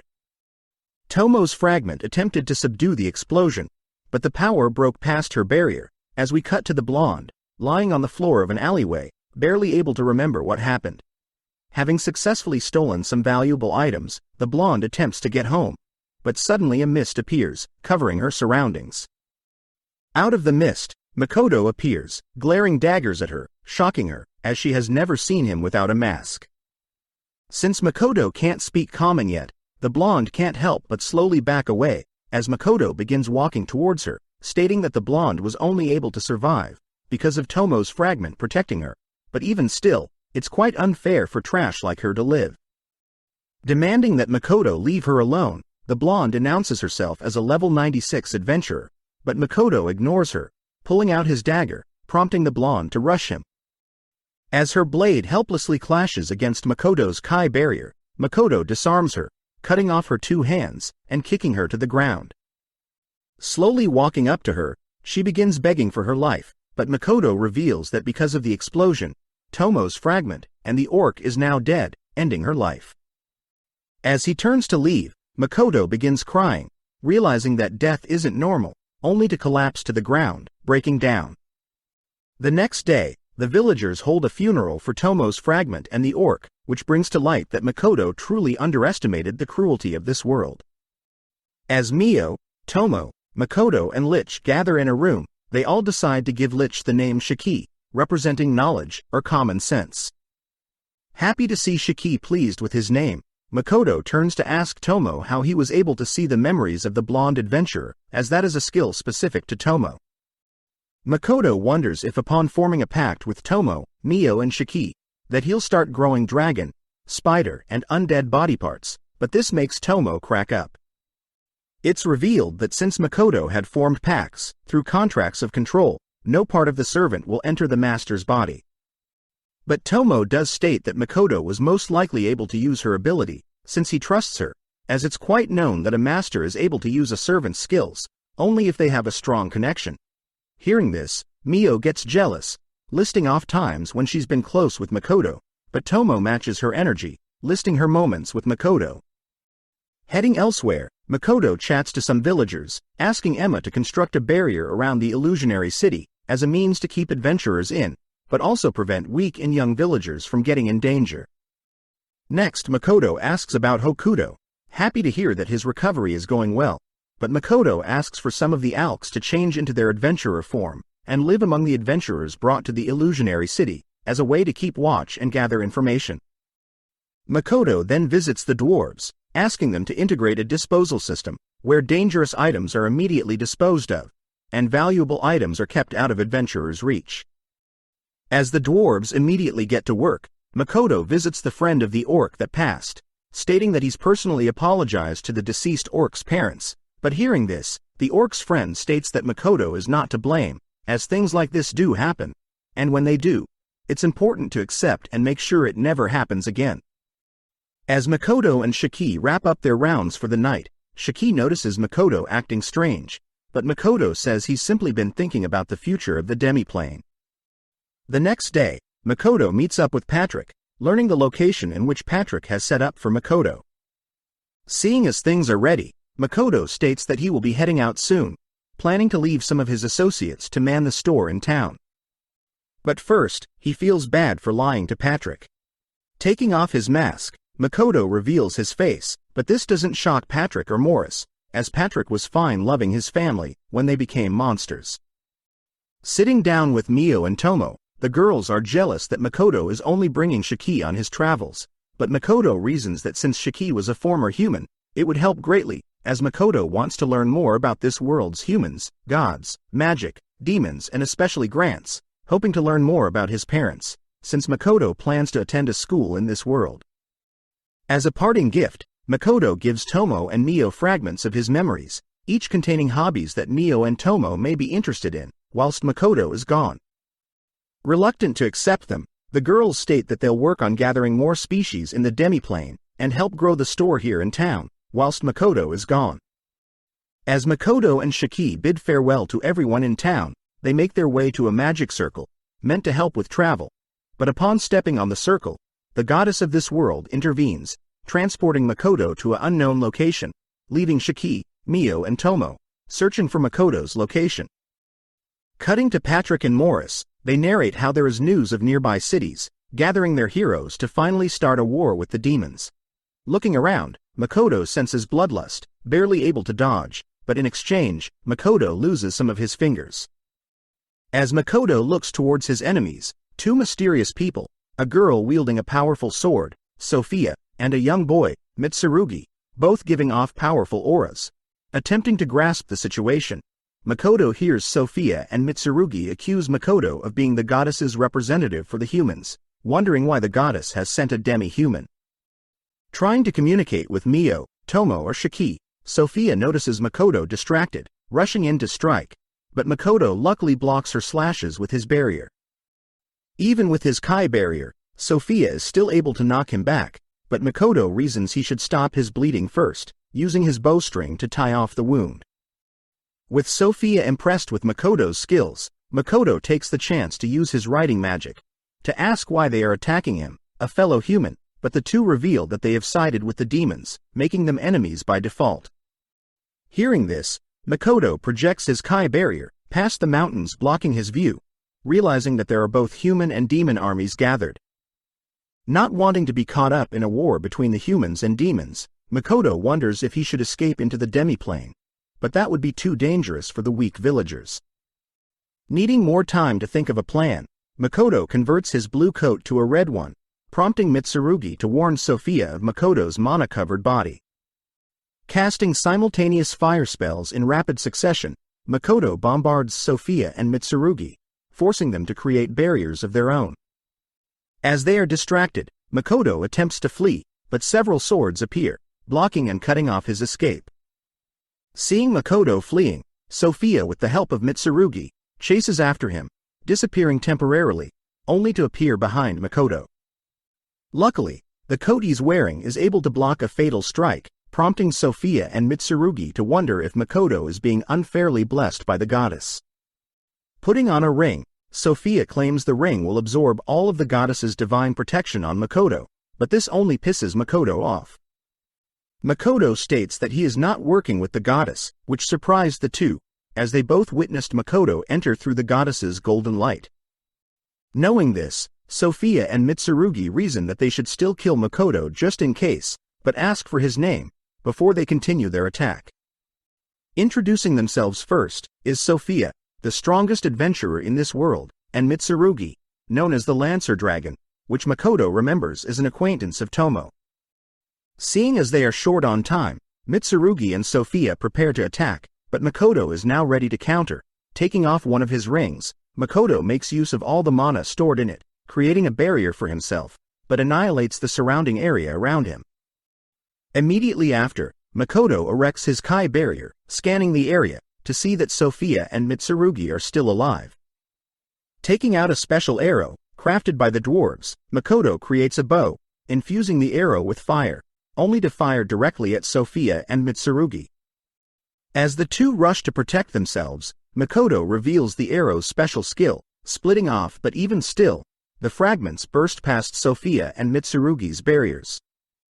Barely surviving, Mitsurugi spots Makoto now preparing a water arrow, ordering Sophia to lend him strength, projecting a water barrier, as Mitsurugi has a high water affinity. As the water arrow strikes his water barrier, the arrow begins creeping through, surprising Mitsurugi, as this means Makoto's water affinity is greater than his. As the arrow finally collides with the two, Makoto turns to leave, but suddenly Sophia appears, surprising Makoto, as he's unable to block the strike. Instead, Makoto, still holding his arrow, uses it to block the strike, but instead his arrow destroys Sophia's sword. Assuming Sophia would now give up, she instead rushes in, hugging him tightly, distracting Makoto long enough to allow Mitsurugi to create several hundred swords in the air, all whilst Sophia teleports Makoto and herself above the clouds. Letting go, Sophia teleports her way past the endless spikes, leaving Makoto to free fall from the skies. Focusing, Makoto begins firing spells at the blades in front of him, carving a path. Using up his remaining rings, Makoto channels a final water spell, blasting it at Mitsurugi and Sophia, completely parting the clouds, and creating a massive crater, filled with water. In the middle of the crater, Mitsurugi and Sophia are barely alive, with Mitsurugi losing a leg, and Sophia losing all her armor. They can no longer sense Makoto's presence, assuming him to be dead. Waking up, Makoto is seen back in the demi-plane, completely recovered, thanks to the girls. As Patrick gets word of the war between humans and demons ending, we see Makoto and the others, all learning that the goddess had planned to have Makoto die facing the demons. Seeing the girls pissed at the goddess, Makoto reasons that he should get far stronger, therefore heading to this world's school, and learning more about the fundamentals will help him grow stronger. This time, the girls want to follow him, not wanting something similar to happen, but Makoto states that he wants to keep the girls' existence a secret, as the goddess may already know about Shiki. Changing topics, Tomo says she wants to introduce Makoto to someone, asking for her new fragment to come out. This time, Tomo states that she had used one of Makoto's rings to create this fragment, making sure this one will never perish like the last. Since all fragments have different personalities, Makoto chooses to name this fragment Kamoi. Seeing Makoto grow so attached to Kamoi, Mio can't help but hate Kamoi. As the season ends, we see Tomo successfully recruiting the forest orcs, happy to see that Aris, Aqua and Mondo are here as well. Several days later, Makoto is successful with opening his store, showing off the dwarves' masterful craftsmanship, and the demi-plane's valuable items and fruits, which draws in attention from everyone, including Toa and her party, along with Lime. That evening, Makoto sits alone, reflecting on the battle with Sophia and Mitsurugi, noting how there were actually heroes fighting for the humans, but he brushes that all aside, as he's called to attend a party, celebrating the opening of his store in town. Picking up from the previous season, Masumi Makoto narrates how he along with Shiki will be heading to Rotskirt Academy, hoping to set up a store as a traveling merchant, along with continuing his search into his parents who had also lived in this world. Having decided to avoid using another teleportation gate, to avoid being located by this world's goddess, Makoto and Shiki mention how tiring it is, having to walk to the town of Rotskirt. Seeing as they have almost arrived at Rotskirt, Shiki reasons that they should rest up a bit and grab some food, offering to book Makoto and himself rooms, but when Makoto states he doesn't mind how cheap the room is, Shiki freaks out, stating that Mio and Tomo would never allow Makoto to stay in a cheap room. Cutting to Tomo and Mio, who have decided to stay in the demi-plane and take care of it whilst Makoto is gone, Tomo speaks up about Mio's cooking. Although Tomo praises Mio for trying to learn new skills to impress Makoto, Tomo can't help but point out that the meal she had just cooked was so dangerous that it knocked out Emma, Baron and Kamoi.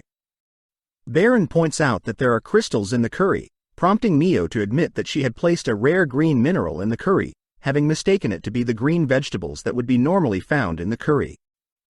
Tasting the curry for herself, Mio states that it doesn't actually taste that bad, but Tomo points out Mio can consume and devour any material whereas others can't. Mad that Tomo is calling her out, Mio states that she can at least toast some bread, but when Tomo challenges that statement, Mio is seen encasing a piece of bread with her purple flames, ashamed to admit that she doesn't have any knowledge of conventional cooking. Back with Makoto, we see him trying out a new type of blue meat, savoring the unique taste, but due to his ugly looks, the chef believes that Makoto is disgusted by the food. Apologizing for the confusion, Makoto is forced to communicate with the chef via magic writing, reminded that he can't speak with other humans, having been cursed by the goddess of the world. Chatting with the chef, Makoto is able to deduce that blue meat is slime, but Makoto spots others in the tavern eyeing and listening in on his conversation. Having finished the meal, Makoto surprises the chef, having paid for the meal with a gold coin, only to head towards the town's guild. Along the way, the townsfolk notice Makoto's ugly face, confusing Makoto for a demi-human, with some believing that he had been cursed, but having drawn so much attention, Makoto wonders if he should have kept the mask on. Attempting to sign up for the town's guild, the receptionist notes how Makoto is only rank E and level 1, but nonetheless, Makoto is accepted as an adventurer. Heading over to the quest board, Makoto spots a rank B blue slime hunting quest, reminded of the chef, but since he is rank E, Makoto can't accept a rank B quest. Suddenly, Makoto overhears a lady stating that a group of bandits by the name of Moon over the ruined castle is attacking her village. The lady adds that she is ready to reward any adventurer that is willing to save her village, but the receptionist points out that the Moon cult is quite a large group of bandits, and that it would take at least a month for the guild to gather up enough adventurers to combat the group of bandits. Hearing this, the lady begins to despair, crying out that the world's goddess is so cruel, believing that the goddess has cursed her, which Makoto notes how he too has been cursed by this world's goddess. Before Makoto leaves, he spots several scummy adventurers attempting to negotiate with the lady, but the lady stands her ground, storming out of the guild, passing by Makoto with tears in her eyes. Heading through the town's alley, Makoto admits that he shouldn't have paid with a gold coin earlier, erecting his Kai domain, only to sense several men tailing him from both the tavern and the guild.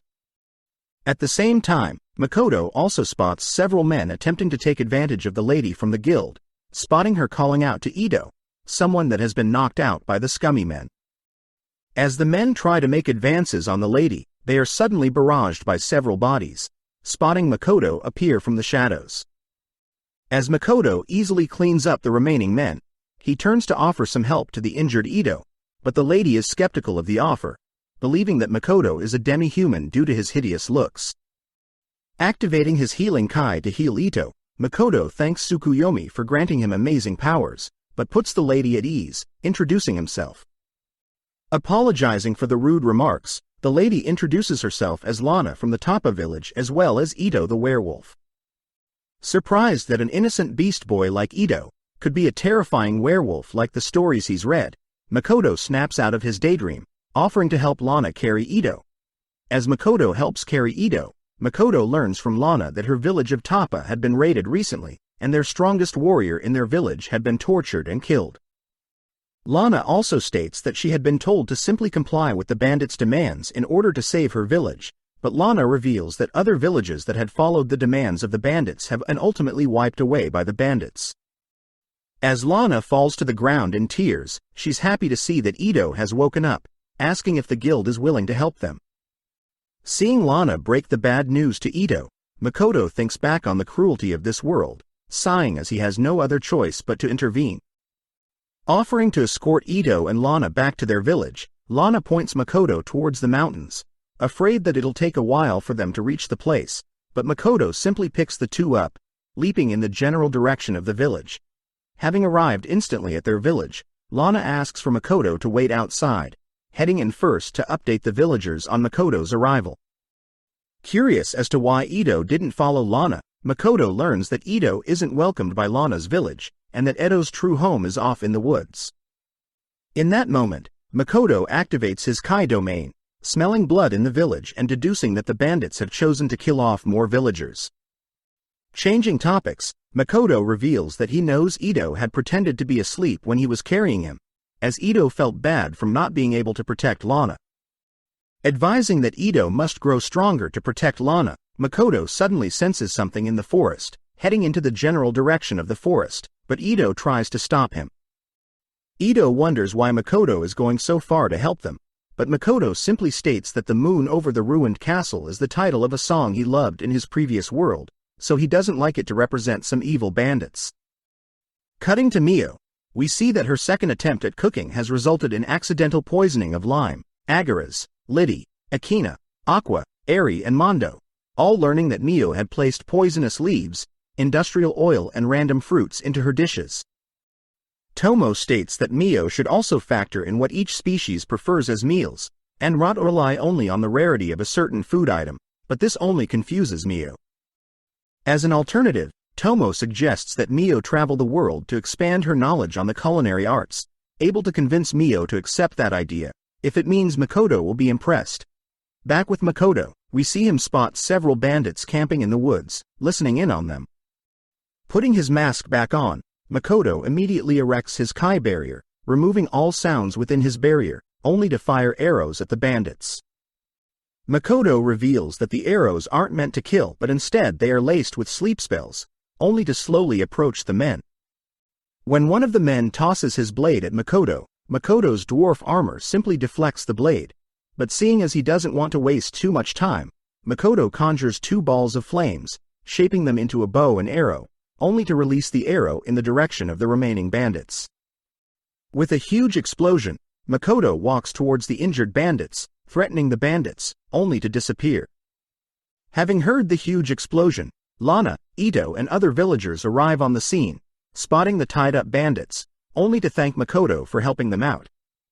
Having returned to town, Makoto meets back up with Shiki. Makoto learns that Shiki has booked them a room for 3 gold coins a night. Wondering if it's too expensive, Makoto learns that the heroes of this world are treated quite well by the Lemia Kingdom and the Gratonia Empire.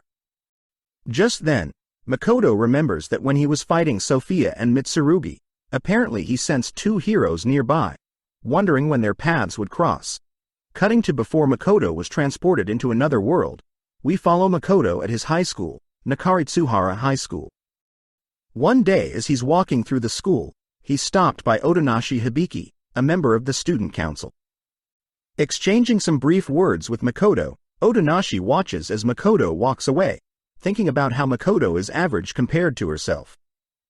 Apparently, Otonashi since birth had been able to accomplish many things, even with the smallest of efforts.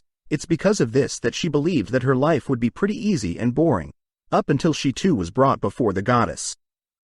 Demanding to know why she is in this mysterious realm, Otonashi learns from the goddess that Otonashi and one other person have been selected to defend the goddess's world from evil beings. Upon hearing this, Otonashi gets suspicious of the goddess's claims, turning to leave, but the goddess reveals that she knows Otonashi is bored of her old life, offering to give her an enjoyable life in this new world. With Otonashi convinced, the goddess bestows powerful magical and physical abilities, along with a unique skill to draw people into her. Finally, the goddess gives Otonashi a silver sash, sending her off before she can ask further questions. At the same time, in the Lemia Kingdom, the king had been informed of a hero that would descend and protect them, leading to Otonashi's entrance into the new world. With several days passing, Otonashi has slowly gotten used to her new life, realizing that this new world's land is very similar to Japan's. Apparently, demons that lived in this world had been pushed off into a section of the world, but the fear of the demons invading grows stronger day by day. Additionally, as of right now, there are only 2 great kingdoms, the Lemia Kingdom and the Gratonia Empire, that are capable of holding back the demons. Otonashi had overheard that the other hero the goddess was supposed to summon, wounded up in the Gratonia Empire, whereas Otonashi remained in the Lemia Kingdom. As Otonashi ponders about life, she calls for her sacred wolf summon, Horn, to appear, revealing that the sash she was given stored the wolf. Thinking about tomorrow, Otonashi is notified that she will be forming a party with other adventurers, happy to see that the king had already assigned her Woody the court mage and Verda a promising knight. The next morning, Otonashi searches for additional party members, noticing Navel the silver-haired ogre, chatting with Woody the court mage. Before Navel leaves, Otonashi asks Navel to join her party, promising Navel she'll get the chance to slaughter as many demons as she likes. With the sun almost setting, Otonashi and her party are assigned with escorting a priestess, but their knight Verda realizes that something is off. Heading to where the priestess was supposed to travel, Otonashi and her party spot the priestess fending off kobolds, a type of beast that grows stronger by devouring mana. More importantly, the gang are surprised that the priestess's barrier spell is quite strong, but seeing as there is little time, the members begin to act. With each taking a beast for themselves, but when Otonashi goes to slay her opponent, she holds herself back, not wanting to slay another living creature. Due to her mistake, Otonashi's kobold howls, prompting a swarm of kobolds to appear, all piling onto the adventurers. Standing there in shock, Otonashi is pissed at herself for causing such a mess, not wanting her friends to die. Otonashi begins rampaging, mindlessly slaughtering the horde of kobolds. As the battle ceases, Navel praises Otonashi's spirit, since it's Otonashi's first time fighting. Just then, the priestess introduces herself as Chia, for the neighboring kingdom of Laurel. Seeing Otonashi and her members fight so bravely, Chia asks if she could join Otonashi's party, but when Otonashi and her members refuse, Chia cuts off her hair, threatening to disappear and blame them for her disappearance. Seeing Chia act so rashly, Otonashi disarms Chia, offering to cut off her own hair and Navel's hair to tease Chia. With all jokes aside, Otonashi praises Chia's barrier magic, offering Chia a position in her party. With that, Otonashi and her members have been defeating countless demons and monsters, until one day they encounter the massive black spider of disaster. With the spider initiating the battle, Navel attempts to sever one of the spider's legs, but no luck getting through. Only with the help of Woody does Navel manage to sever one of the spider's limbs, but before the gang can celebrate, the spider regenerates, spitting its web at Otonashi. Unable to react in time, Otonashi watches as Navel pushes her out of the way, wrapped up by the spider's web, only to be punctured. Riding Horn, Otonashi frees Navel, ordering her members to protect and heal Navel, but instead is forced to helplessly watch the spider pick off her members one by one. With Otonashi managing to get in a clean slash in, Otonashi unfortunately falls to the ground, wondering if her life ends here, only to fall unconscious. Luckily, Otonashi wakes up, spotting Horn and the other party members have made it out alive, but her defeat against the black spider has given Otonashi a clear goal moving forward. Cutting to several days after Otonashi had gone missing from school, we follow Iwahashi Tomoki, being bullied as other students found out Tomoki was a model. Powerless to act, Tomoki ultimately relied on several girls in the school to stand up for him, only to run away in embarrassment. Back at home, Tomoki immerses himself in video games, but gets pissed when he loses, dreaming of a life where he's overpowered and given strong abilities. Out of nowhere, Tomoki is also brought before the goddess, asked to save her world as a hero, and in exchange the goddess grants Tomoki various magical and physical abilities, a magic eye skill to attract people and silver shoes that allows flight. Tempted by the amazing offer, Tomoki wonders if he can gain any other skills, prompting the goddess to grant Tomoki immortality, but his immortality is only active during a full moon.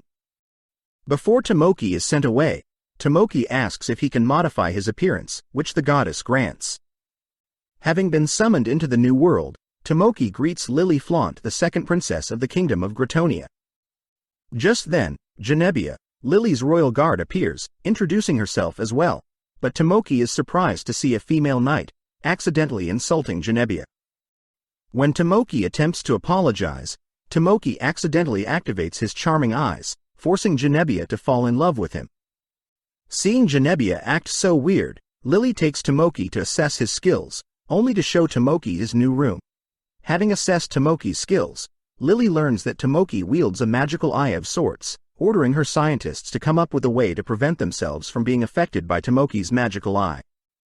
That night, Lily introduces Tomoki to Yukonatsu, the kingdom's alchemist.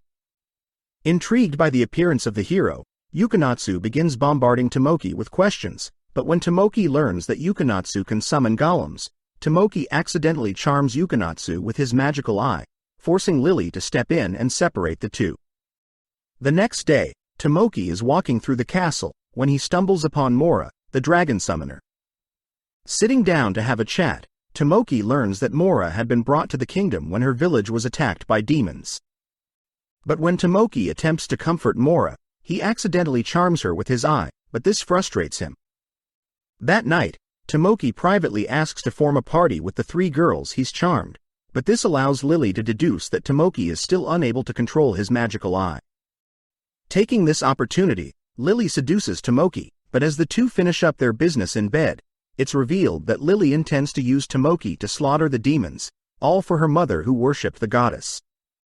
As Makoto continues to travel to Rotsgard Academy, we see that Tomoki, still positioned in the Gratonia Empire, is shown to have grown used to life in the New World. Reporting to Lily on his most recent demon hunt, Lily praises Tomoki's martial arts skills, happy to report that they'll be able to reclaim stolen land from the demons in no time. But Tomoki is clearly more interested in meeting the other hero from the Lemia Kingdom that he'll be teaming up with to fight against the demons. Cutting to Otonashi and her party, we see them scope out the area of the land they'll be reclaiming, known as Fort Stella. Having set up camp nearby, Naval is happy that they've already secured their attack route for Fort Stella, but also reminds everyone that Gratonia's hero will be introducing themselves to everyone. Apparently, it's quite common for humans in this world to receive blessing from this world's goddess before engaging in a fight with demons or demi-humans, but Otonashi is clearly acting strange, having heard that the other hero of this world came from the same world as her and is similar in age. With Otonashi heading to meet the hero from Gratonia, Otonashi introduces herself to Lily, leading to both Tomoki and Otonashi's members sitting down for a meeting. Lily takes command of the meeting, stating that they've currently received supplies from the King of Ion, but as for Laurel Union there seems to be less than expected support, due to nations' friction over Chia leaving her country.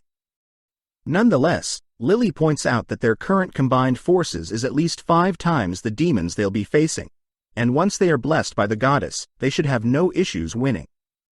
Before the meeting wraps up, Otonashi asks the reason for their battle commencing during night, but Tomoki interrupts, stating that his army has simply grown used to fighting at night.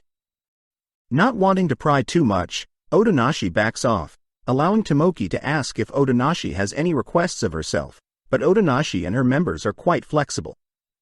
With the meeting over, Tomoki starts the banquet, munching on the scrumptious food. Wanting to get to know each other, Otonashi asks Tomoki if they've met before, but Tomoki quickly shoots down that assumption. Knowing that she's definitely seen Tomoki before, she remembers a model that shared that exact same name as Tomoki, but when Otonashi brings up Tomoki's previous life as a model, Tomoki gets pissed.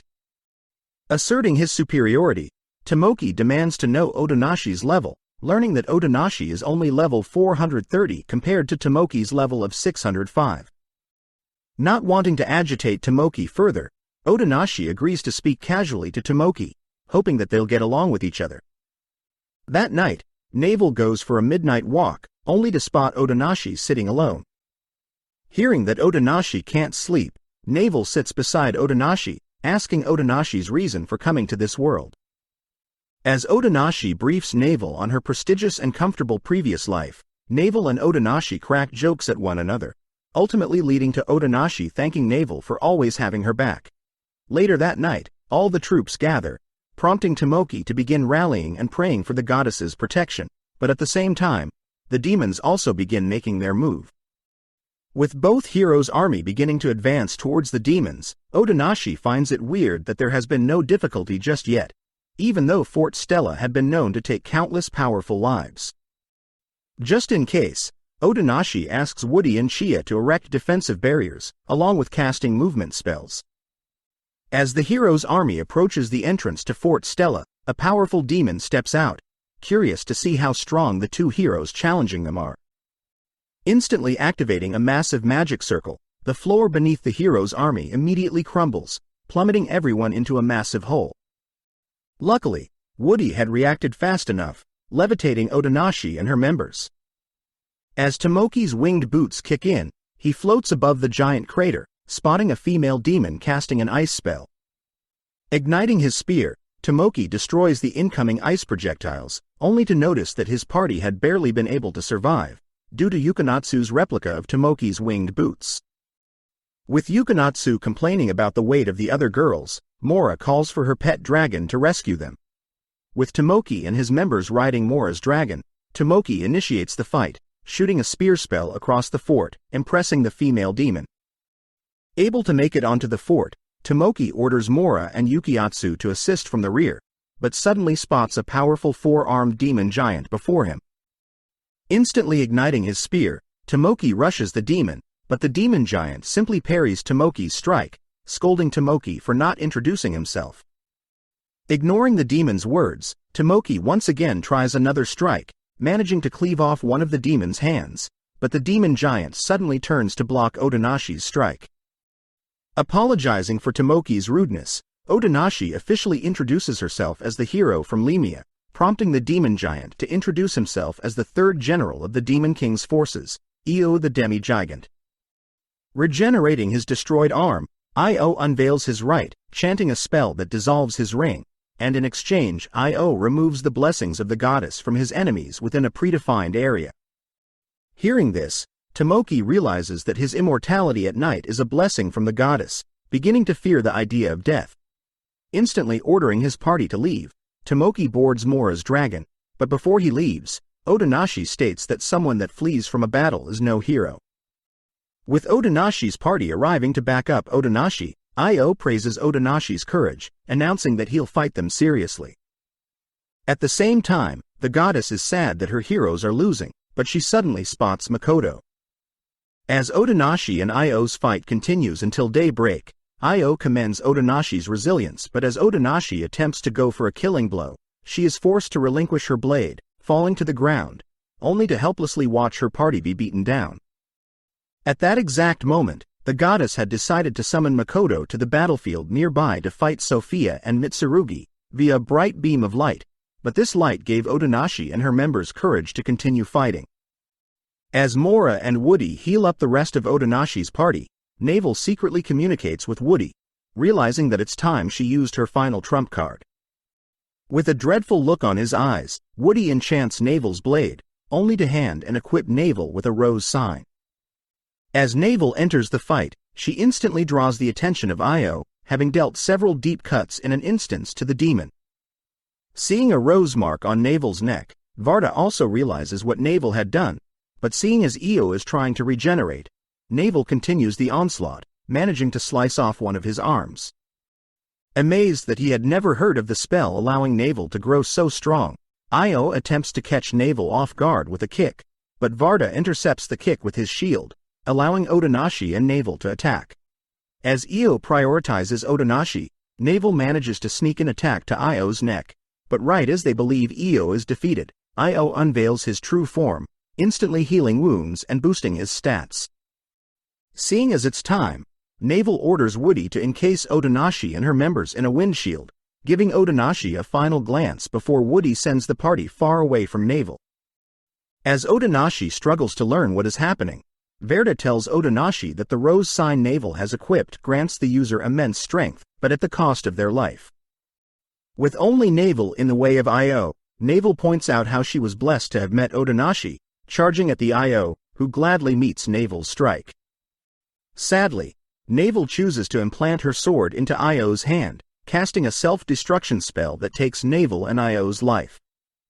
At the same time, we see Tomoki feeling guilty for leaving Otonashi and her party, but Lily convinces Tomoki that he did the right thing. As the female demon checks up on the remains of Io, it's revealed that Io had managed to survive, learning that Sophia and Mitsurugi had been defeated by a mysterious monster. As Mio and Tomo are seen healing Makoto after his battle with Sophia and Mitsurugi, we cut back to the present, where Makoto and Shiki have finally made it to their destination. Following Mio and Tomo in the present, they are both seen walking through a forest, both wanting to meet up with Makoto. Holding themselves back, Mio mentions how she plans to head to the town of Korin to acquire some kelp for a Japanese dish Makoto likes, but Mio also reminds Tomo that she needs to head to investigate the location of where Sophia, Mitsurugi and Makoto fought. Tomo states that she plans to investigate the reason for the appearance of a massive lake where Makoto fought, noting how Mio and herself will be alone for a while, but is happy to hear that Shiki and Makoto have made it to the town of Rotskerd.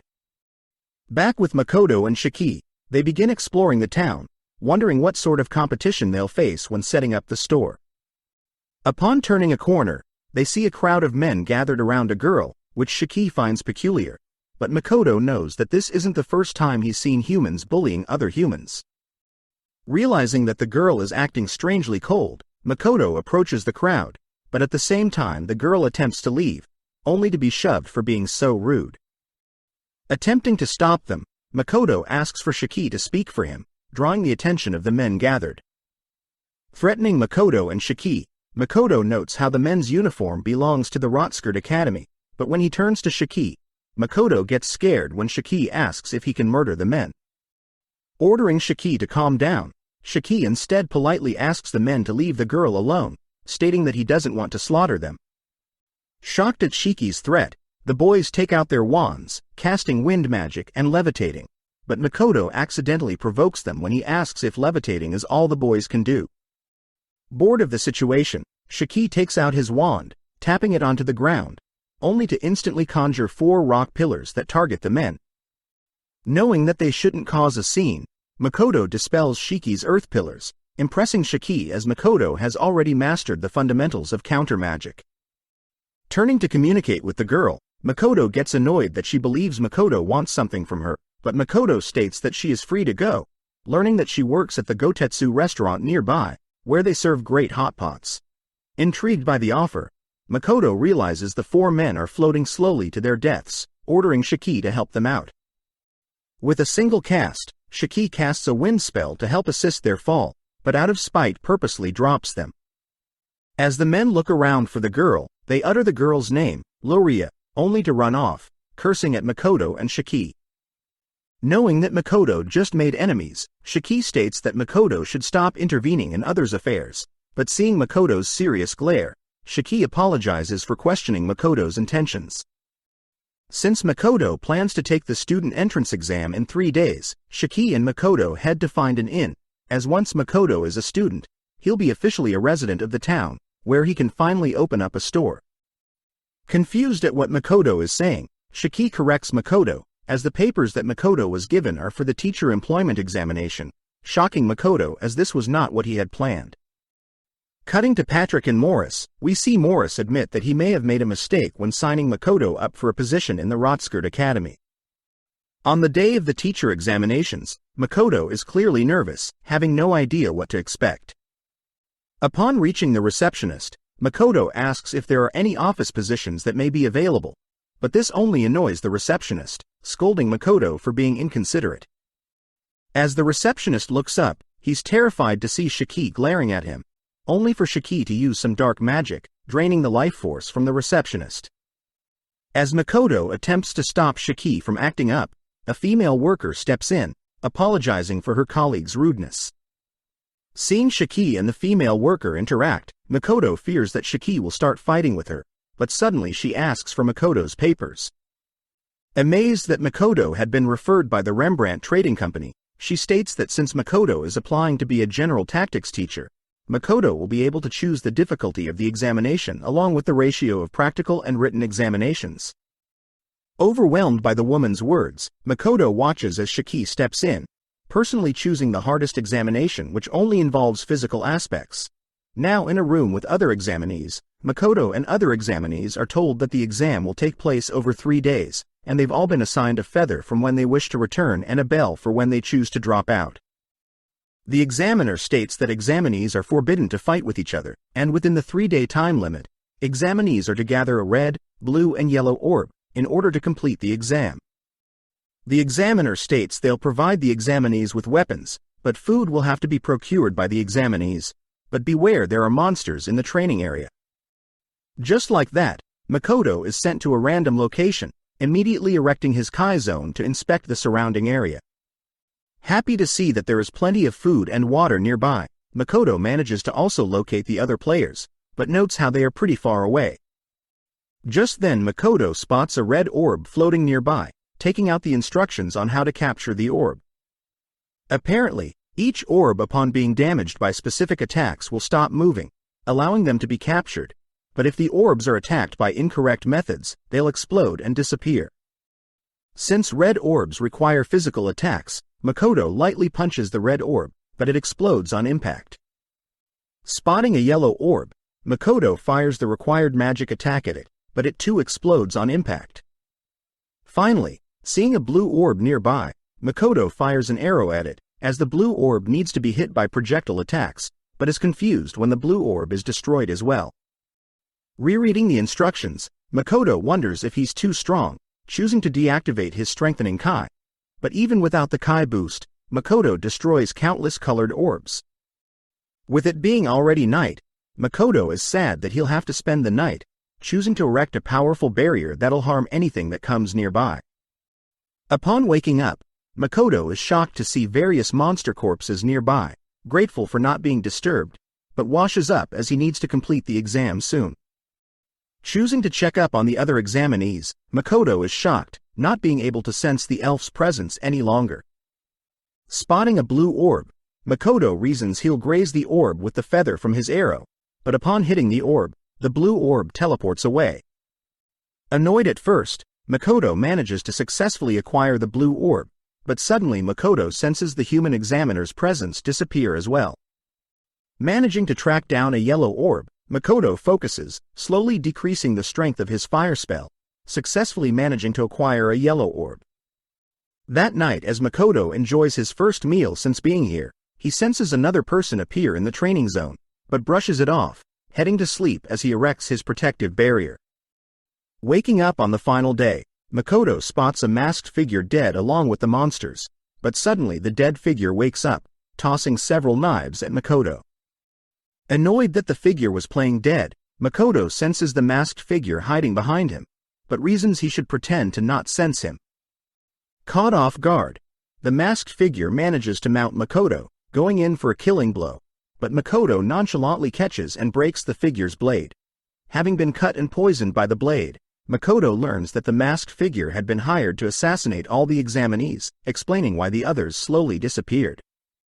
Seeing Makoto fine, the masked figure is shocked to see that Makoto had dispelled his dagger poison, frozen in place as Makoto had paralyzed him. Running out of time, Makoto decides to kick the masked figure far away, rushing to hunt down the red orb. After several attempts, Makoto finally acquires all 3 orbs, using his feather to leave the exam room. Shocked to see that other examinees are waiting for him, Makoto reports that he has acquired all 3 orbs, shocking the examiner as the examinees were meant to collect 3 of the same color, not different. Just like that, Makoto had been hired as a temporary instructor, but that night, we cut to the examiner speaking to a mysterious woman, revealing that they knew that someone had hired an assassin to increase the difficulty of this year's teacher exams, but Makoto was still able to pass, intriguing the woman.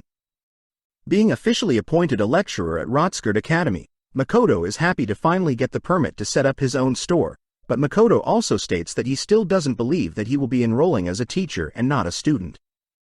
Not wanting to think about it, Makoto and Shiki head to the Five Irons restaurant, greeting Loria, who is grateful that Makoto and Shiki have been dining at her store ever since they came to town.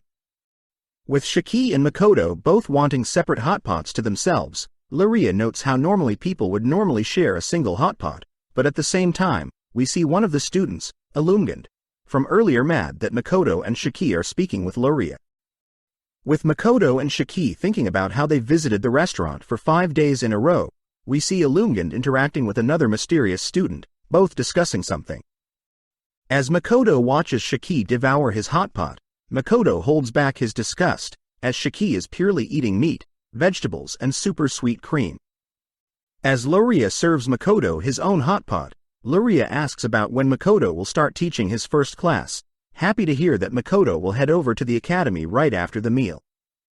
Loria remarks that she knows someone at the academy, but before she can tell Makoto more about her friend, Loria is pulled away, as other customers need service. Sitting down to be briefed on his role by a lady, Makoto learns that he is forbidden from involving himself with any monetary transactions with students, but he's allowed to promote his business. The lady states that there are around 100 other lecturers in the academy and that lecturers are paid based on the number of students they teach, with each student adding 10 silver coins. Since Makoto is a part-time lecturer, Makoto is happy to start any time, aiming for a 10-student class, whereas the maximum per class is 30 students.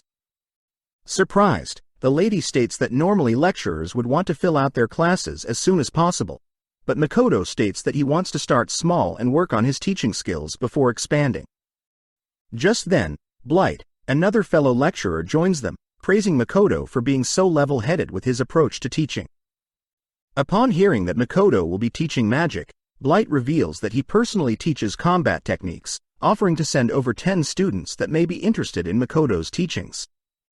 Blight states that the students this year are amazing as they can use telepathy and levitation magic, but hearing this, Makoto fears that he'll run into the same students from earlier, thrown off when he hears Blight is curious as to how strong Makoto truly is. Heading to the library, Makoto is amazed by the sheer size of the library, running into the librarian who asks if she can help Makoto out.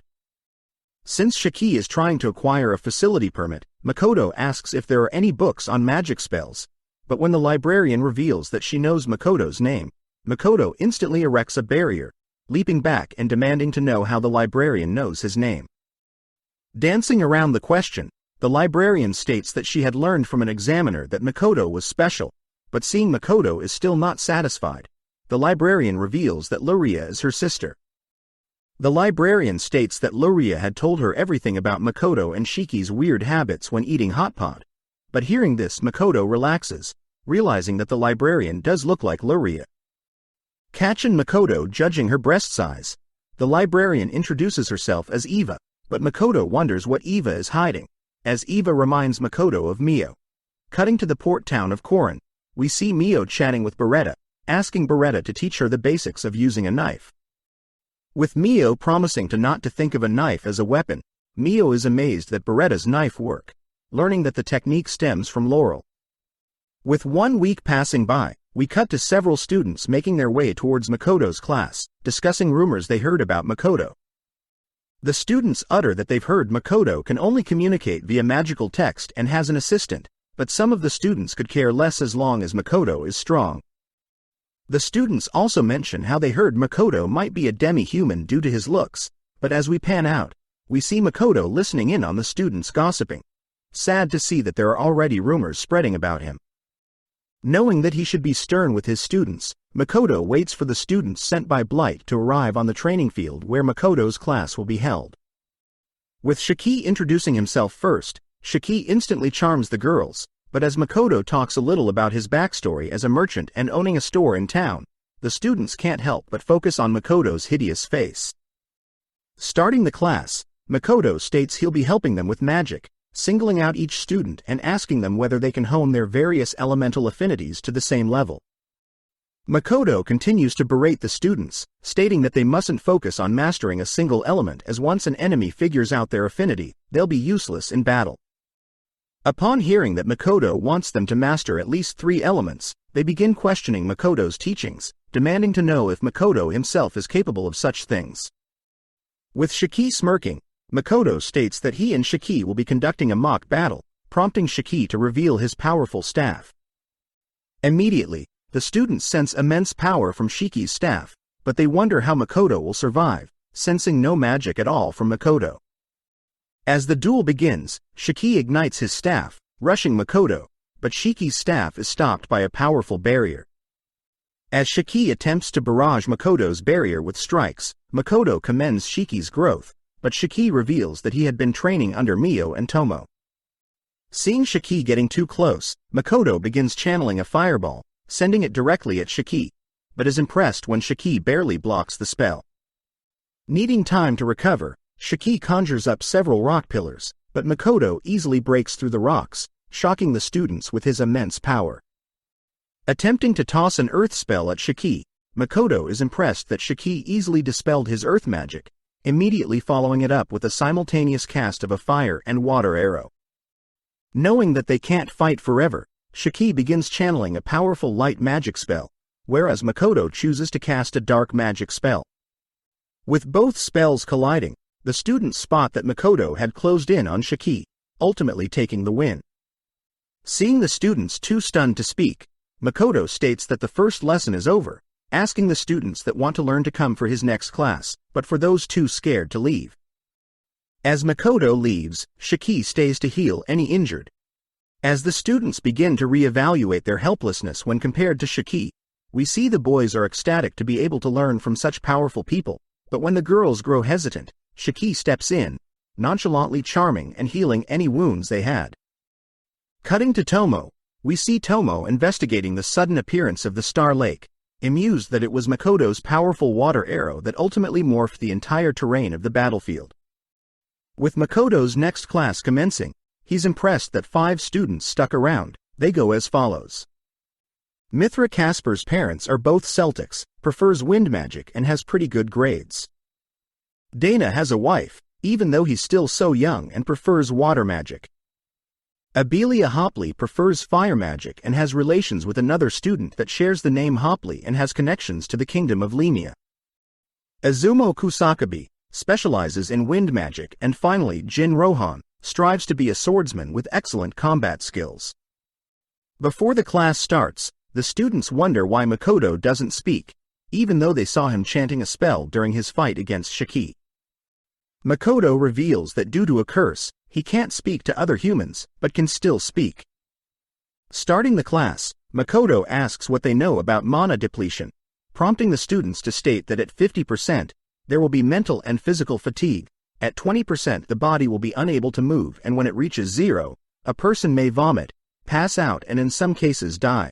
Seeing as the students are aware of such facts, Makoto states that they will be testing the limits of their bodies today, ordering all the students to exhaust their mana on him. With Kusakabe and Dana being the first to give up, we see that Abelia tries to force herself past her limits, but Shiki intervenes right as Abelia begins to throw up. With only Jin and Mithra left, Mithra chooses to give Jin the rest of his mana, allowing Jin to muster up the strength to charge at Makoto, but has no luck, easily knocked out.